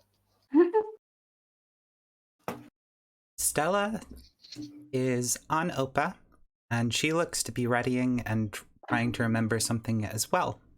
This appears to be something that they're practicing together. For mechanical terms, on this turn, Stella is taking the dodge action. Okay. Good to know. Good to know. Callie. Callie is going to wink at Jury and say, make it count, and grant him epic courage. Aw. And then she is going to This is panic cool. because she saw that griffin do a lot of damage, and she is going to cast Dissonant Whispers at 3rd level on griffin number 2. Griffin number 2. Hell yeah. So do they have to make a saving throw, is it? A wisdom save, please. Wisdom ain't great. I don't have enough. That's an points. 8. Oh, that's a big fail. Oh, That's a big that- fail. That is full damage then, and it has to move away from me as its reaction. It doesn't move into obviously dangerous ground though. Cool. Yeah. Okay. Let me find another cube because I don't have enough. Yeah, but actually I'll just roll one again. Because that is 5 d6s. Okay. So that's 6 plus 5 is 11. Plus 3 is 14. 14. Plus 2 is 16. And then plus 1 is Wait, 7. how many d6s? 5. I cast it at 3rd level. Damn. Okay. Get him. Holy shit. What's the total then? Getting death. Oh, fuck. 11, 14, 15, 16, 17. 17. Yeah. Get him. Callie just kind of like, oh wow, man, that thing really shucked up Juno. Well, time I do tit for tat, and you just let out this. What does Callie's dissonant whisper sound like? Oh fuck. You hear the worms kind of like, enemy. along with you. Oh. And suddenly, like with all the kind of the raucous of the throwing knives, there's arrows coming from the bushes. Griffin 2 locks its eyes towards you, sees you and your worms. Even from 30 feet, the two of you lock eyes, and you just hear it squawk in fear and turn tail to run on its turn. Is it immediately or on its turn? It's a reaction, so it's immediate. Reaction. It books it. It starts huffing it 30 feet out. Good. Stay away. And actually, Crazy because it ran now, Juno, you can take an opportunity attack. Oh yeah. Oh my god! Okay. By the way, I heard getting my attention was somewhere else. Did you? Well, you mentioned my Hello? name just if you. Hello. No, sorry, you're okay. Go ahead. Yeah, sorry. I just my attention was just caught by my college group chat. What you mentioned my name just a second ago before Oh, this it was time. just someone asking which griffin you were near. Oh, sorry. Okay, that's fine. Okay, so opportunity attack. Yep. So you just get one. Basically, yeah, you can just make like a melee attack against it. Yeah. Okay. Oh my god! Guys, it's an 18 again. Wow. Jesus. Hell yeah. That's a 22. The sequel to the bitches. Zephron movie. Hell yeah. Oh. Hell yeah. That was such a niche reference. It's beautiful. So beautiful. And hit that damage. That slaps. Oh right, yeah. Sorry, I can do that. That's too, weird. can't I? So great. Doesn't it start like hitting him? Oh yeah, but Zac That's a Efron. 3 plus 1 is We've a all 4. been there. We've all hit on 4. our dads Zac Efron. Das ist As this thing turns to run from Callie's fearful gaze, you the first griffin had just kind of nicked you with its beak, and just as you're about to, just before you regain your balance from getting pecked, you pirouette, bringing the sickle right back up as this thing tries to run away from you. Jury, that is you. Would you allow me to use my bonus action before my main action? Of course. Okay. Then I've just gotten some help from Callie, feeling pretty good. Gonna turn over to Kira for a moment, get both my girls on the side, like, would you do me a small favor? I ask her. Of course.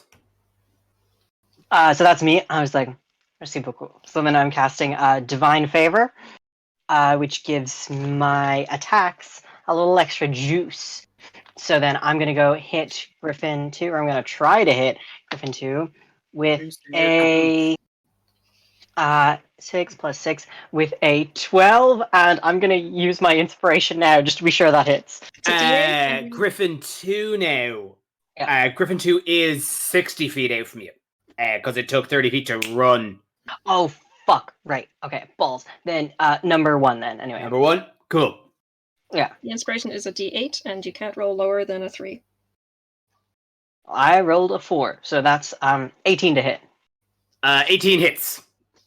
Okay, so then on the first attack, that is not just 6 bludgeoning damage. Oh no, sorry, 2d6 plus 3. That is not just 9 bludgeoning damage, but also with my Divine Favor, 1 extra d4 as well. So that's 13 bludgeoning damage. And I'm going to use my extra attack as well. That's a 6 plus 4, that's a 22. Yeah, I'm no, assuming that hits. whatever was going to follow that, yes.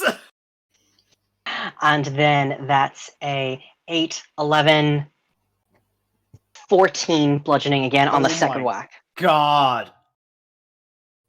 Hell yeah, get his ass. You rock, just bound up, feet stomping, and where this griffin had just hit your pally pal, you just bring the hammer, crack, right across the back, just bringing it slam to the ground and hitting it like a golf club, whang, right again. This thing is hurt. So you use your bonus actions. That is your turn. Griffin 2. Is Griffin 2 frightened? Oh, I'm just Callie. checking that for you now. Or does that effect just dissipate? Yeah, it's not frightened. It just has to move away from me. It just has to that move away moment. then. Yeah. It just has to use your action. It's kind of like you see it kind of shake its head and just kind of and recompose itself as it reels back, sees its companion on the ground just being absolutely rocked by Jury, and it's going to dart over towards the boy. Not the boy. I'm not worried about it. I am. It's going to come again. Unfazed. Beacon claws flying. Juries always have a very good level of confidence. So that is 19 and 16. Both of them hit. Yeah. So as it lunges, it beaks clamps around one of your arms, dealing you for 8 damage. Okay, -3 for heavy armor master. 5 damage. Okay. And as that pain sears through you, its talons get 2 swipes across you for 15 damage. Yikes. So move that down to 12. Actually, my bad. 17 because I never factored in your. Oh Jesus! 17. Murder jury. just because I can decide it. No, 17. Because I never factored in like the extra for like your actual max HP instead of your level 4 HP. By the way, did you use your? Oh, he used the inspiration, so Epic Courage is gone. I used the inspiration, and my divine favor is gone now because I've lost concentration. Yeah. Perfect. So that it lunges and just starts flurrying you with scraps and bites. Fuck. Kira, who I definitely didn't just add into the initiative now, for sure, wouldn't dream of that. See, like, gave you kind of a peppy kind of thumbs up as you went in, just rocked Griffin 1. But as soon as she sees you just getting absolutely smashed by Griffin 2, she's like, whatever I can do to help, and sings Song of Heroism. So that is finally up. Finally. Persephone. So Persephone. So that Javelin of Lightning says, when you hurl it and speak its command, transform into a bolt of lightning, forming a line 5 feet wide that extends out from you to a target within 120 feet. Each creature in the line, excluding you and the target, must make a DC 13 dexterity saving throw. So, am I correct in assuming that if he throws this javelin, it would hit everybody? Or they not everybody. I'll say, okay, the way because we're kind of playing fast and loose with space, I'll say that if you want to hit Griffin 1, there's nobody in the way. That there would be nobody in the way. You'd only hit Griffin 1. If you want to hit Griffin 2, Griffin 1 will be in the way, but so will both Juno and Jury.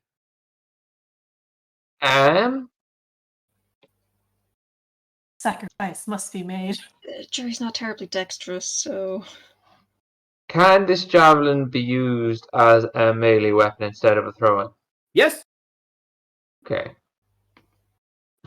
Sorry,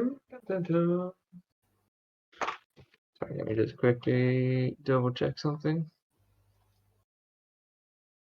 Because Persephone has charge.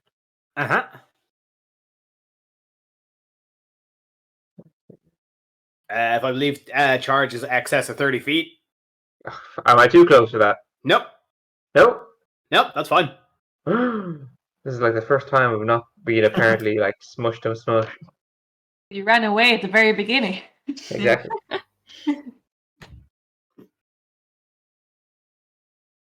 Tactical retreat. So yeah. So what? Please tell the captivated audience what does charge do? So, charge, if you move 30 feet straight forward toward a target and then hit them with a melee attack on the same turn, the target takes an extra 1d6 damage from the first attack. So I just want to double check, see if that wouldn't increase with my level, would it?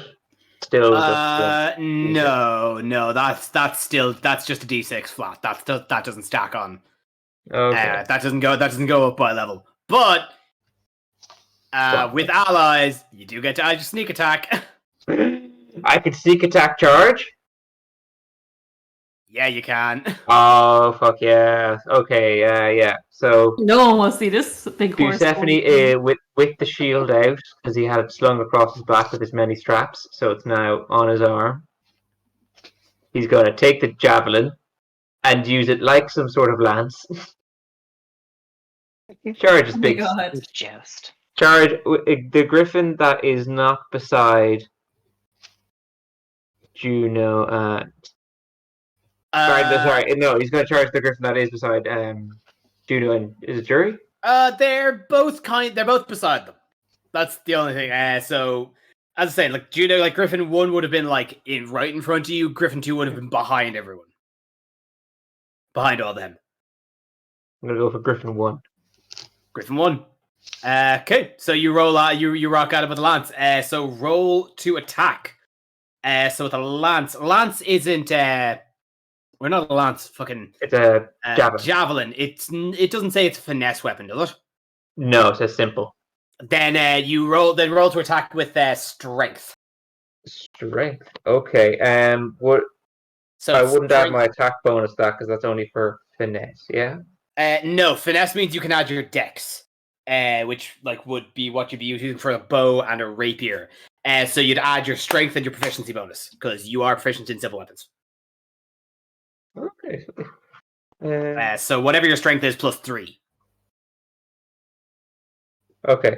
Okay. So doesn't actually matter what my stats are because I got a nat fucking 20. Hell yeah. Oh, I would like to write a verse in my poem. yes. Dave.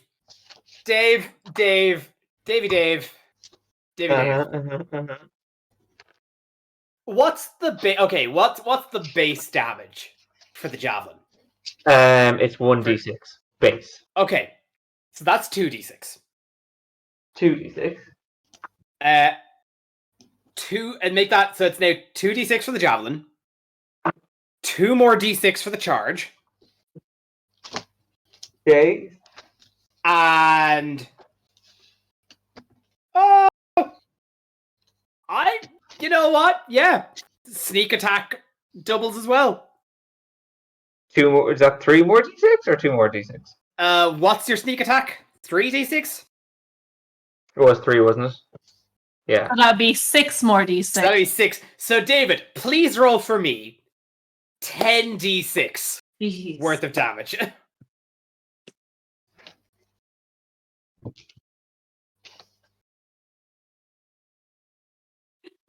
That's the scariest, fastest running horse charge I've ever seen. Which Griffin was this? Griffin 2? Griffin 1. Griffin 1. Oh, Griffin 1's not making it to dinner. No. I'm going to add 1 terror point to my relationship with Griffin.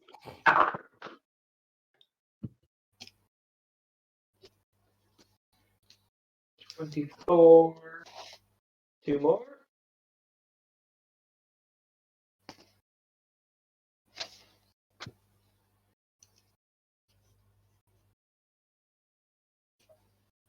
$33 damage altogether. How much? 33. Hot diggity. Dig dang. Holy shit. I didn't even need it. It didn't even need to be a javelin of lightning. It could have just been a regular ass javelin. You guys, you've got like the rest of you see Persephone who tried to kind of duck in and hide and keep in the shadows and try and take a pot shot. it hit, but it didn't do what you're used to seeing him do. So you see him pick up the javelin that Karna gifted to him, and he runs. You've all only known Persephone as long in almost literally the same amount of time you've known Pythor. And while kind of immediately with Pythor, you definitely got the strength of divinity from him. You never really picked that up from Persephone, not in the same way. But as you see Persephone charging, there's it's difficult for you to describe, but you see a glow. You see a glint in his eye, and as he screams, as he runs headfirst at this griffin, javelin affront, you do certainly see the resemblance with his father as he runs, and the moment the spear hits this griffin, a little bit of its arcane energy impacts as a jolt of lightning zoom, comes out of the point. And this entire griffin, this large, this griffin, which frankly is larger than you, which is a little larger than you, Persephone, suddenly just disintegrates to ash before you. Oh no, no trophies. Like there was a raw, like in that run, you felt a raw energy. You felt a power you've never tapped into before. And then in the moment, it is gone. I feel delighted. I'm just furiously writing. Persephone doesn't have a bonus action, does he? He tries to hide after that. Impossible. We're all looking right at him. Yeah. This is my first Persephone verse. Welcome to the song. He can either dash, disengage, or hide. You know what? He's going to try and disappear. So, Behind what? Behind where? He's just done. He's like, nah. That's an 18%. You are in the middle of the battlefield. Give me that with you are rolling that with disadvantage. Okay. He just ducks down behind Juno. That's 11. Yeah, no, that griffin caught eyes with you. The second one. Oh, they're always looking at me. You just burst its friend. It's like my handiwork, eh? It's got you. Like you see its vertical striped eyes just kind of lock eyes, and you can it's hard to get this. This bird has experienced more fear in the past 20 seconds than most creatures feel in their entire life. And just as you see it, and Juno, you see this bird kind of get distracted and its eyes lock with Persephone. It's your go. Locked eyes with Bucephone? Is Bucephella? This is my first boost verse. Okay, I'm gonna try and attack that griffin because that's the only one left anyway, isn't it? Yay! May as well go for it. Yeah. Finish him. Tear the bitch apart. Ooh, that's a 17, so that's a 21, bitch. You get him. You get him good.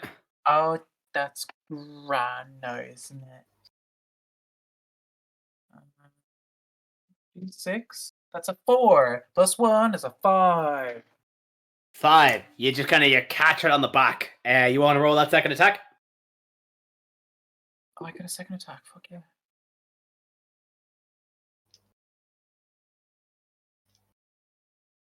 That's a 10 plus 4. That's a 14. That's not bad. 14 gets it. Where most of your shots in the past felt very sure This one, you just undercorrect a little bit, but you still managed to get him. Roll damage. Oh yeah, right. Duh.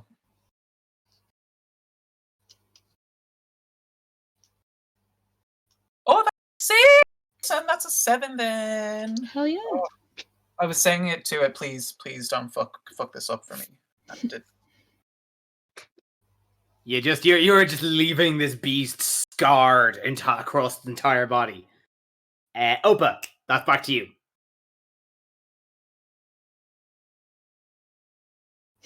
It's quite some stuff to follow up on.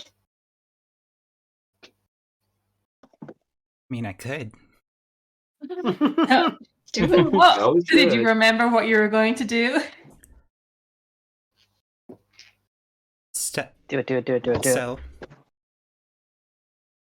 Opa moves as close as she can towards the remaining griffin and draws out a sketch of a door in the dirt road using her staff, making eyes at that griffin as she does. She looks down to Stella and says, "No better time to try this out." Stella nods at her and jumps down from Opa to the sketch in the dirt, passing through the ground as she does, and from the dirt below, double doors in an Art Nouveau style rise from the ground. I call upon ether from within and without. Give form to that which I may call companion. Eidolon, Stella Eos, arise. The doors swing inward, and from the blinding light beyond comes a humanoid creature. They look mostly human. Olive skin, shoulder-length brown hair, reddish-brown eyes, and an aquiline nose. 2 branches sprout from the top of their head, giving the vague illusion to horns, and on their back are 2 small wings. Much like their summoner, they wear a stola, but unlike their summoner, they're wielding a pair of short swords. Hi! Oh, that feels strange. New. Exciting.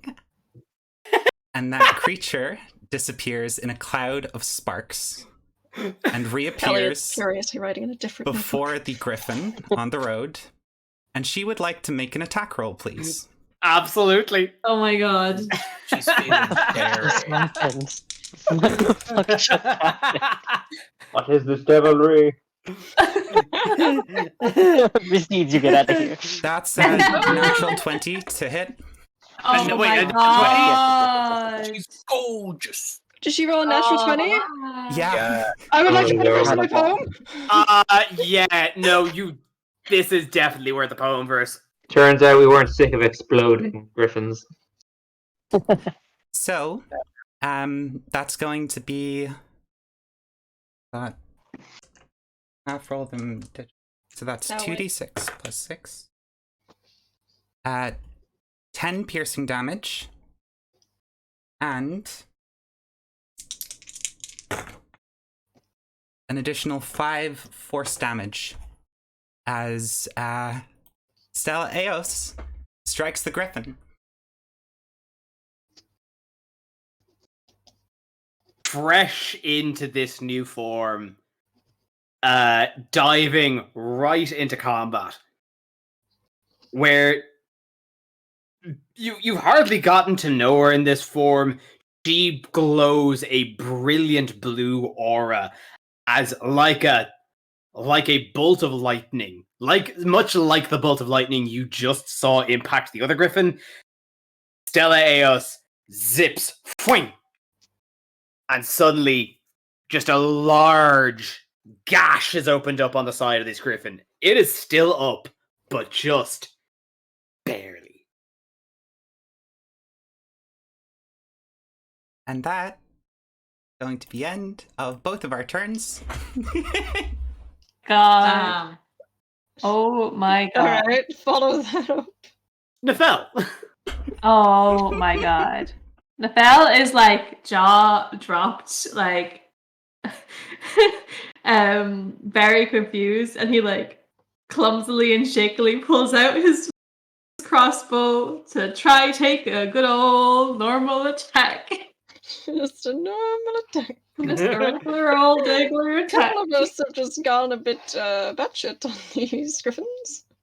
That Don't want to rub it is. in. Don't forget you're inspired Oh, if we need it.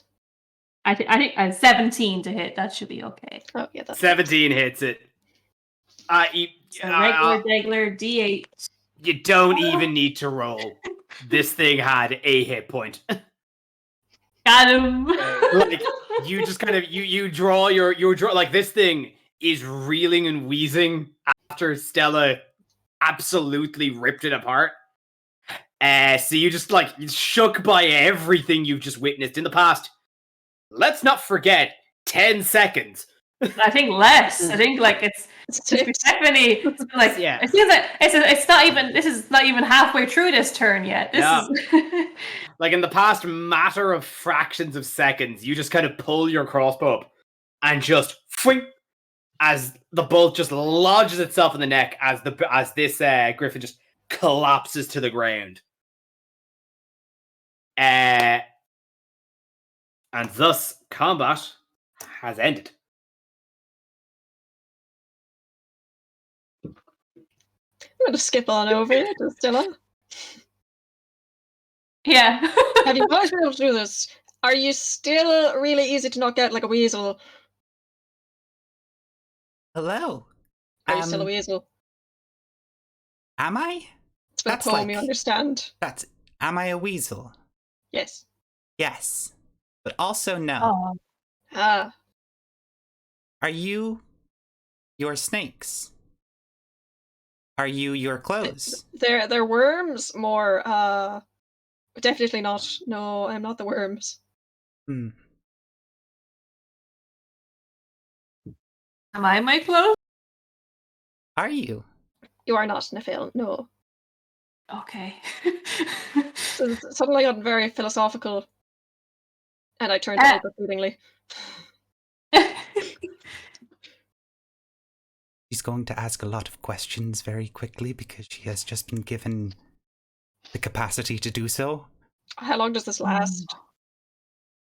An hour. Oh, that's not so bad. Can I give her a high five? I think Hearing- she looks at your hand and like draws from the side of her Stola one of the treats that you constantly give Stella and like puts it on her palm and then puts her hand up against yours like very slowly.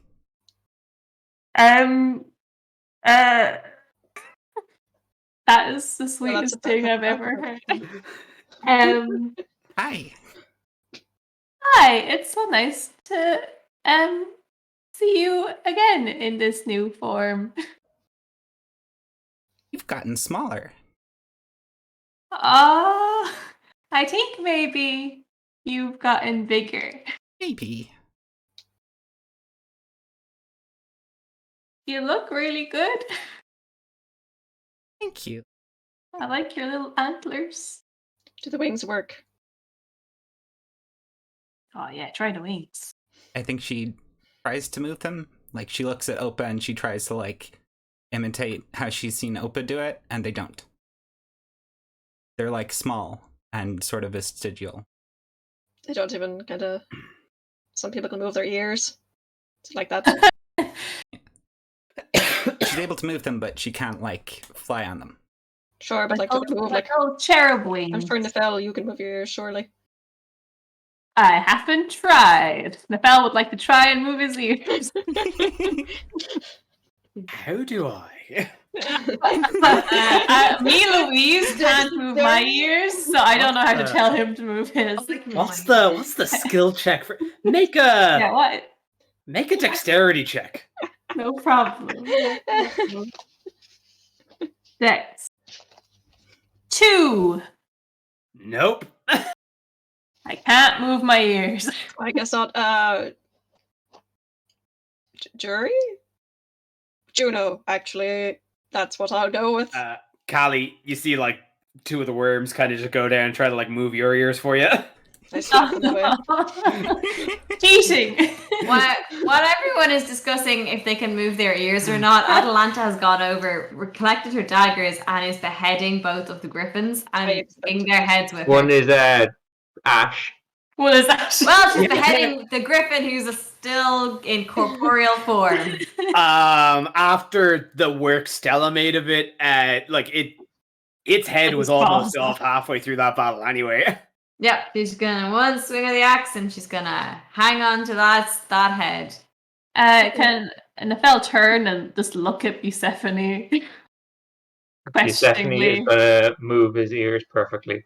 That answers every question, Nefel. Like a horse would, but on a human. Oh, Well, that's interesting. Weird. disturbing. I'm gonna like sort of lean down like a little bit and sort of like touch Stella on like the shoulder and then cup her face. It's like, are you all right? Do you feel dazed or confused from how you're going? Do you need to lie down or something? We can cast some healing spells if you're feeling distressed. You're as tall as I remember. That's about right, yeah. That I seems think I'm accurate. good. I think I'm fine. I'm new. It's exciting. I think. Welcome. Can you conga? Yeah, Can you conga? I've never tried. Wait, what? Before we decide to dance our way to Mitros, perhaps we should get into the cart in case there are friends of our griffins on the way. We're friends? You're very No, Stella, other friends. I think she means Friends of enemies are enemies of us. Okay. Yeah. While you guys are in the while you guys then decide to kind of head back to the cart, you notice that Kira had you like it's you know what, you kind of like you realize, or I suppose Jury probably more than anyone realizes, like it's weird that Kira hasn't immediately gone up and started doting on new Stella, considering.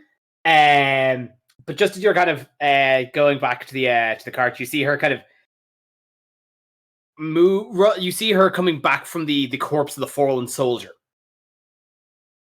Oh yes, we're Yeah. the dead It's like, back to the cart. Yeah, just in case any more of these, those monsters show up. I think it's best we should get a move on. I want to do a check on Homeboy now, if that's cool. Yes. Was there something with that soldier we should be aware of? Here, we should get moving. Did you want to have a quick look there, Jerry? Yes. Make me an investigation check. This is... Oh, I right. feel like he's hiding something.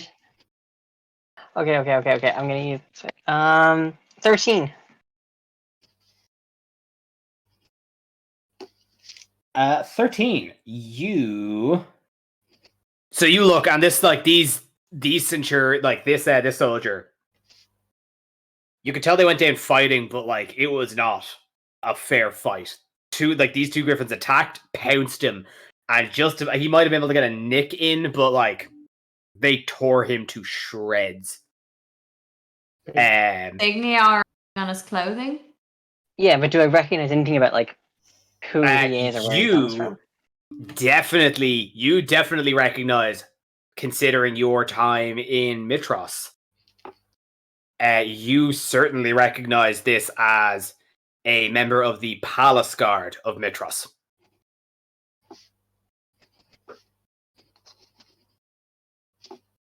And also, just kind of having a look around, you find a small pouch with 40 silver.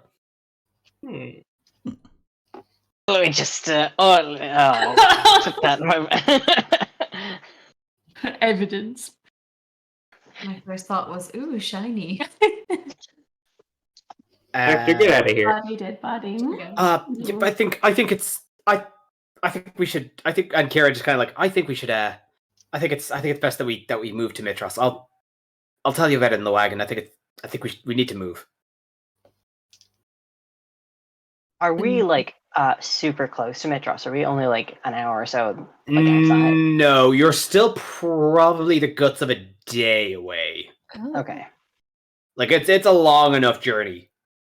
What is this palace guard doing all day away from the palace? I'll tell you. I'd really like to get moving. I'm about to make a joke about like I'm probably retiring, but then I was like, I look at Kira again. I was like, no, not this time. I'll say it later when she's not listening. So do you guys get moving? Yeah. Load up. She then Persephone? Persephone's just clip clopping his way off with his trusty javelin, just twirling it around in his hand. So Super impressed you're with all in the wagon and Kira, while you guys are kind of moving, is like, I recognized he was a palace guard, and I knew that's incredibly weird. Of course, it's incredibly weird. What's a Mitros guard doing? And then I noticed the badge on his lapel, and he's not only a part of the palace guard. He's part of he was part of my sister's Queen's Guard, which is even more curious. And so I had a look and I found this, and she pulls out a scroll. And she's like, and so I had a look at it, but here, no, you should probably read it. She just kind of holds it out to the group. I take it. Callie. Yeah, you're the best at reading. It is it's a pretty simple, concise instruction for this guard to travel with as much swiftness as possible to Astoria, to collect and escort the heroes Gladius Astra and escort them to Mitros with the greatest of urgency.